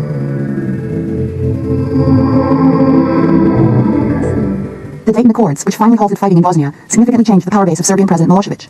Because the provisions of the accord were unpopular among Serbs, the United States depended on Milosevic to enforce it. In turn, because of his increasing unpopularity in Serbia, Milosevic looked to his new working relationship with the United States to bolster his stature. This was the first time Americans were overtly getting involved into the whole Bosnia-Balkan situation, putting forward their troops in NATO, into the region they wanted it to work, and at the same time, the Serbs at home deeply resented Milosevic's policies. It cost them West Slobodan, it cost them Krajina, it cost them a third of Bosnia, they had thousands of soldiers and citizens dead, their economy was in ruins, they had these sanctions against them, and they blamed Milosevic, who proclaimed he could protect them, or would do great things for them. Of course, he'd been defeated, and they were protesting in the hundreds of thousands in the streets against his leadership, against his presidency. For once, quarreling members of Serbia's political opposition put aside their differences and managed to win local elections in key cities, including Belgrade, Niš, and Novi Sad. They were ready to take on Milosevic in the upcoming campaign for the presidency of Serbia. At that time, they were looking eagerly for some sort of sign from the Americans to be able to push this over the edge. They didn't get it. In fact, unlike European governments which were shunning Milosevic, the U.S. sent 2 high-level missions to help bolster his stature as the guarantor of the Dayton Accords. Both Madeleine Albright, who had been promoted to Secretary of State, and Richard Holbrooke made official visits to Milosevic in Belgrade. When Milosevic manipulated election rules to guarantee his re-election, the opposition called a boycott. Richard Holbrooke, however, denounced the boycott, and eventually it fizzled. It was not the first time Milosevic used his presumed adversaries to help him maintain power. As early as 1992, during the Bosnian conflict, the U.S. cleared the way for Milan Panic, an American businessman of Yugoslav origin, to serve as Yugoslav Prime Minister. As Prime Minister, Panic quickly offered major concessions on policies towards the Bosnian conflict and began a dialogue with moderate Kosovo Albanian leader Ibrahim Rugova. When Panic decided to challenge Milosevic for the presidency of Serbia, however, the Kosovo Albanians who held the balance of power continued to boycott Serbian elections, which left Milosevic in power, a convenient adversary in their goal of a separate state for Kosovo. The democracy in Serbia would be set back again, and Albanian moderates such as Rugova would soon lose out to an increasingly violent organization known as the KLA. The German Secret Service played a very important role later in supporting the terrorist groups in Serbia. German BND operatives trained KLA troops, picked their officers, and provided them with an arsenal of ammunition. In April 1996, the KLA announced itself to the world through a series of assassinations of civilians and police in Kosovo. Inside Kosovo, they clearly represented a modest-sized minority. I would estimate no more than 15 to 20% of the Kosovo Albanians supported the KLA. But they have international roots in Europe and America as well as in Albania, and over the years had developed funding, gathered arms, and they were not necessarily just attacking Serb police. They were killing civilian Albanians who did not support independence. They may have supported the government, or they may have supported Mr. Rudova's pacifist faction. They also were terrorizing the other ethnic minorities of Kosovo, the Gypsies, the Turks, the Gorani, Slavic Muslims, and others. They did this before the war, during the NATO air war, and they've been doing it again since the air war, non-stop. After 2 years of terrorist incidents, the KLA was able to draw an armed response from the Milosevic government against KLA strongholds. As in the previous Yugoslav conflicts, the UN High Commissioner on Human Rights would later report that human rights abuses were widespread on all sides, but both the media coverage and US government spokespersons focused their criticism on the Milosevic government. It is clear that no matter who was in government, the nature of this terrorist war conducted by the KLA was guaranteed to generate a strong police reaction. Ruder Finn, which had profited handsomely by its wartime experience with Croatia and Bosnia-Herzegovina, was chosen to handle public relations for the Kosovo Albanians. By the middle of 1998, as NATO approached its 50th anniversary without a clear direction or adversary, U.S. Secretary of State Madeleine Albright was reported to be eager for a confrontation with Milosevic. She pressed President Clinton to bomb the Serbs. So many of these decisions are driven by personalities and by power struggles that go on within bureaucracies. Madeleine Albright, who obviously is the first woman Secretary of State, sees herself in a role where she has to be remembered as being tough. As Madeleine Albright said, if you've got all the military power, why not use it? If you can bomb and force people to do what you want them to do, why spend months of delicate diplomatic negotiation? Instead, President Clinton sent Richard Holbrooke to meet with Slobodan Milosevic and leaders of the KLA, whom U.S. envoy Robert Gelbart had described as terrorists only a year previously. Under a demilitarization agreement, the OSCE, or Organization for Security and Cooperation in Europe, was assigned to monitor the agreement. The Serbian army did pull back to their barracks, that there was a de-escalation in the fighting, and there was a rather low-intensity struggle going on there. There was still some outbursts of fighting, primarily instigated by the KLA, but generally speaking, that the OSCE monitors did have a settling effect in Kosovo. We had the opportunity, imperfect as it was, to work and to monitor and to seek a rational, logical, civil solution to the problems and the grievances within Kosovo. Kosovo was a political problem that could not be solved by NATO bombers bombing from 23,000 feet. This had to be solved through negotiations and diplomacy. The head of the Kosovo OSCE verification mission, William Walker, was a controversial hardline U.S. diplomat who'd been criticized for his cozy relationship with the military government in El Salvador, where he served as ambassador. In Kosovo, his portrayal of the bloody battle at Racak as a massacre became the justification of the NATO bombing campaign against Yugoslavia. If you remember Racak just a few weeks ago, where there were massacres, dozens of people with their throats slit, it has been a systematic expansion of this whole atrocities. We've seen innocent people taken from their homes, forced to kneel in the dirt and sprayed with bullets. Kosovar men dragged from their families, fathers and sons together, lined up, and shot in cold blood. Autopsies by 3 different internationally recognized forensic pathologists told a very different story. None of the victims, who were overwhelmingly men of fighting age, had their throats slit. None were mutilated. Instead of execution-style killings, the men were shot from different angles. The Italian newspaper, Il Manifesto, reported that autopsies confirmed the presence of gunpowder on the hands of 37 men, a strong indication that the dead were soldiers killed in a battle, who were later dragged to the site by the KLA, which had contacted Walker. Reporters from Le Monde and from Le Figaro were invited by the Yugoslav army to go into Racak. They did, the morning before the massacre took place, or supposedly took place. There was no one in the village. It was a known KLA village. It had been the subject of Yugoslav army attacks before. When they went in the morning, there was only 1 or 2 very elderly Albanians in the village. But as they approached the middle of the village, the Yugoslav army units became under fire from the hills above. All that day, there was a fierce firefight in the hills. And in the evening, the Yugoslav army pulled out with the 2 reporters from Le Figaro and Le Monde. The following day, the OSCE with General Walker were invited back to the village and were shown a trench with 45 bodies in it. Now, the reporters on the scene said that there was no bloodshed around the trench. There were very few empty shell cases. They became immediately suspicious that this was a setup, that what was in the trench were bodies of the Albanian casualties of the fighting the day before. And they had reported it as such. But General Walker immediately went back and announced to the world that there had been a frightful massacre of Albanians. Ironically, William Walker, who had been accused in the past of covering up massacres by the El Salvador government, was now suspected of transforming the story of a bloody gun battle into a civilian massacre, at a crucial time for U.S. and NATO policies in the region. Well, it's very important, because I think everybody pretty well agrees that without the Racak massacre, there would have been no bombing of Yugoslavia. The press coverage of the Racak incident strengthened the Clinton administration hardliners. Under the threat of bombing, the Serbs were now pressed by Secretary Albright to sign a document drafted by the State Department. This document, known as the Rambouillet Accords, would place NATO troops in Kosovo and effectively permit the Albanian majority to separate from Serbia through a referendum within 3 years. State Department insiders acknowledged later the Rambouillet Accords were drafted in a way that they expected the Serbs to reject. Publicly, we were seeking an agreement, said State Department Secretary James Rubin, but privately we knew the chances of the Serbs agreeing were quite small. To ensure that Serbs would reject the pact and to pave the way for NATO bombing, a new demand, Appendix B, was added by the United States, which gave NATO, quote, free, unrestricted passage, unimpeded access throughout the whole of Yugoslavia, including associated airspace and territorial waters. In other words, an open-ended occupation of the entire Yugoslavia. If we look at the documentation and the ultimatums presented, we know that this was a disingenuous exercise in blunt, brute power. It was never a realistic proposal for peace. There were never accords, there were diktat, to which the Yugoslav government nor any other sovereign state could ever agree. The threat of force in negotiations, known as gunboat diplomacy, has been used in the past by major powers, including Nazi Germany, but legal experts observe that it was explicitly outlawed by the UN Charter following World War II. The integrity of a sovereign state is not subject to attack by any other country that doesn't like it. You can't threaten it, you can't attack it. Launching of that kind of attack is aggressive war. My fellow Americans, today our armed forces joined our NATO allies in airstrikes against Serbian forces responsible for the brutality in Kosovo. We have acted with resolve. By acting now, we are upholding our values, protecting our interests, and advancing the cause of peace. When the bombing started, I left. I decided that was it. I was getting out. I went back to Washington. I wrote a farewell message to colleagues in OHR saying that this was, if ever they wanted to unify the Serbs in support of Milosevic, they had just done it. By that time, the Yugoslav military prepared itself by deploying its troops in the field, hiding its major supplies, and preparing for a long air campaign, which had been part of their doctrine going back to Tito's falling out with Stalin. This was what they were prepared for, and this is why Yugoslavia, a smaller country as it is, could stand up to this concerted aerial onslaught for 79 days. I'm not sure NATO really had a strategy. I think that they had been led to believe that after 2 or 3 days of bombing, Milosevic would have caved in, which indicates pretty clearly to me they don't know very much about Serbian history. Many fled the bombing, which pummeled all of Yugoslavia, but was most heavily concentrated on Kosovo. Others fled to avoid the fighting between 40,000 Yugoslav troops and 35,000 fighters aligned with the KLA. After the bombing began, Albanian communities, which were strongholds of the KLA, were targeted by Serbian paramilitaries. I stayed with Albanian families who had been, at one point they'd left, they'd fled their homes. They were in an entirely Albanian district. They said it was about 4 or 5 days after the bombing started that some Serbian APCs had come up and had machine gun strafed the upper stories of the buildings. No one had been hurt because everyone was in the basements from the bombing. And I asked him why, didn't they come door to door? I thought that was the story. He says, are you kidding? They were petrified, so the Serbs were petrified by the KLA. Placed on the defensive by images of refugees fleeing, administration spokesmen claimed that they had intelligence from German sources that the Serbian government had planned to expel refugees even if NATO had not bombed, and that ethnic cleansing had been going on all along. We were all told that Operation Horseshoe was in the wind and that this had all been planned long before NATO bombing. After the war, however, German Brigadier General Heinz Lokai revealed that Operation Horseshoe was a sham. No such operation ever existed, he told the Sunday Times of London. OSCE monitors also discounted claims that ethnic cleansing had been going on before the bombing. This notion of the justification of a war for humanitarian reasons is just completely false. The United Nations Commission for Human Rights recorded their first external refugee on March the 28th, 3 days after the air war started. To protect their own pilots from casualties, NATO bombing took place at high speeds and high altitudes. This politically motivated strategy posed little threat to the Yugoslav military, but NATO bombs dropped from high altitudes would kill hundreds of civilians, including Albanian refugees in Jovic and Croatia. At first, the U.S. Department of Defense tried to blame the Serbs, but reporters on the scene found cluster bomb fragments with British markings. The claim that NATO was targeting only military facilities was one of many falsehoods that were used to build public support for the bombing campaign. They ran out of military targets within the first couple of weeks. And this is now common knowledge that NATO indeed expanded their targets to stage 3, which was civilian targets. They ran out of targets. Otherwise, they wouldn't have been hitting little bridges across rivers in Serbia on a Sunday afternoon or hitting marketplaces in Niš.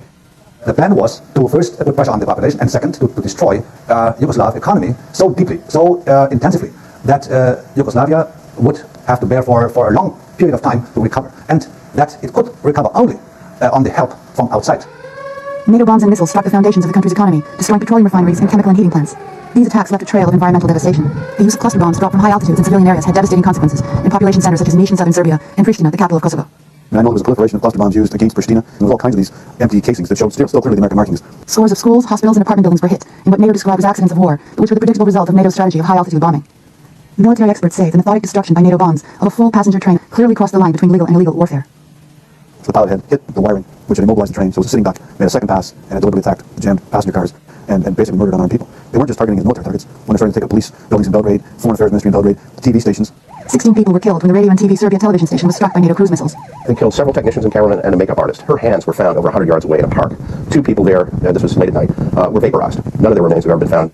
A variety of reasons were given for destroying the civilian target, but NATO officials were clearly concerned when Radio and Television Serbia permitted international news media, such as CNN and CBS, to broadcast images of other civilian casualties to the U.S. and NATO countries.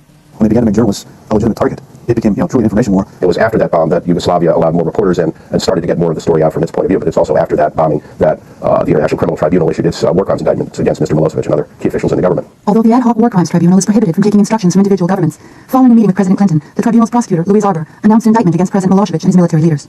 The timing of the indictment was controversial because the war still raged and there was little opportunity to gather reliable evidence. The whole act was a very political one because nobody really could expect that Milosevic could be brought before court. So it was nothing else than propaganda again, and to enhance the pressure on Yugoslavia and to influence public opinion. It will help to deter future war crimes by establishing that those who give orders will be held accountable. Would NATO leaders also be held accountable for violations of international law? Amnesty International, Human Rights Watch, and the UN High Commissioner on Human Rights charged that NATO bombing had violated international law. According to Human Rights Watch, at least half the 500 civilian deaths attributed to NATO bombing could be considered war crimes. The attack by a coalition of parties led by the United States, to me, is outright aggression. The Yugoslavs, the Serbs in particular, did not attack any NATO country, whatever, and didn't threaten any of them. They decided they were going to change policies in Yugoslavia and did it by military means. That is the first war crime. Second, in the bombing, although they were fairly cautious for the first couple of days in the targets they selected, ultimately they selected widespread non-military targets. But the ad hoc Yugoslavia tribunal, largely funded and staffed by NATO countries, failed to conduct a formal investigation of NATO actions.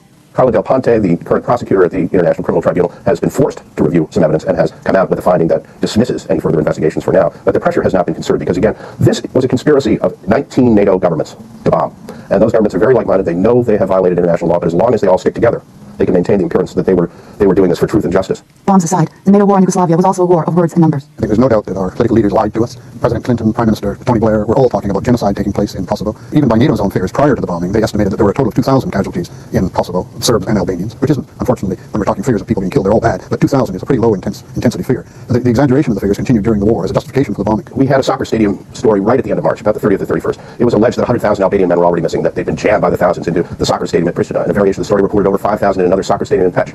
An Agence France Presse reporter who managed to stay in Yugoslavia actually went the following day to the Pristina soccer stadium, found the infield grass in perfect condition, found the lone caretaker there who confirmed, of course, the place had been empty since before the bombing began.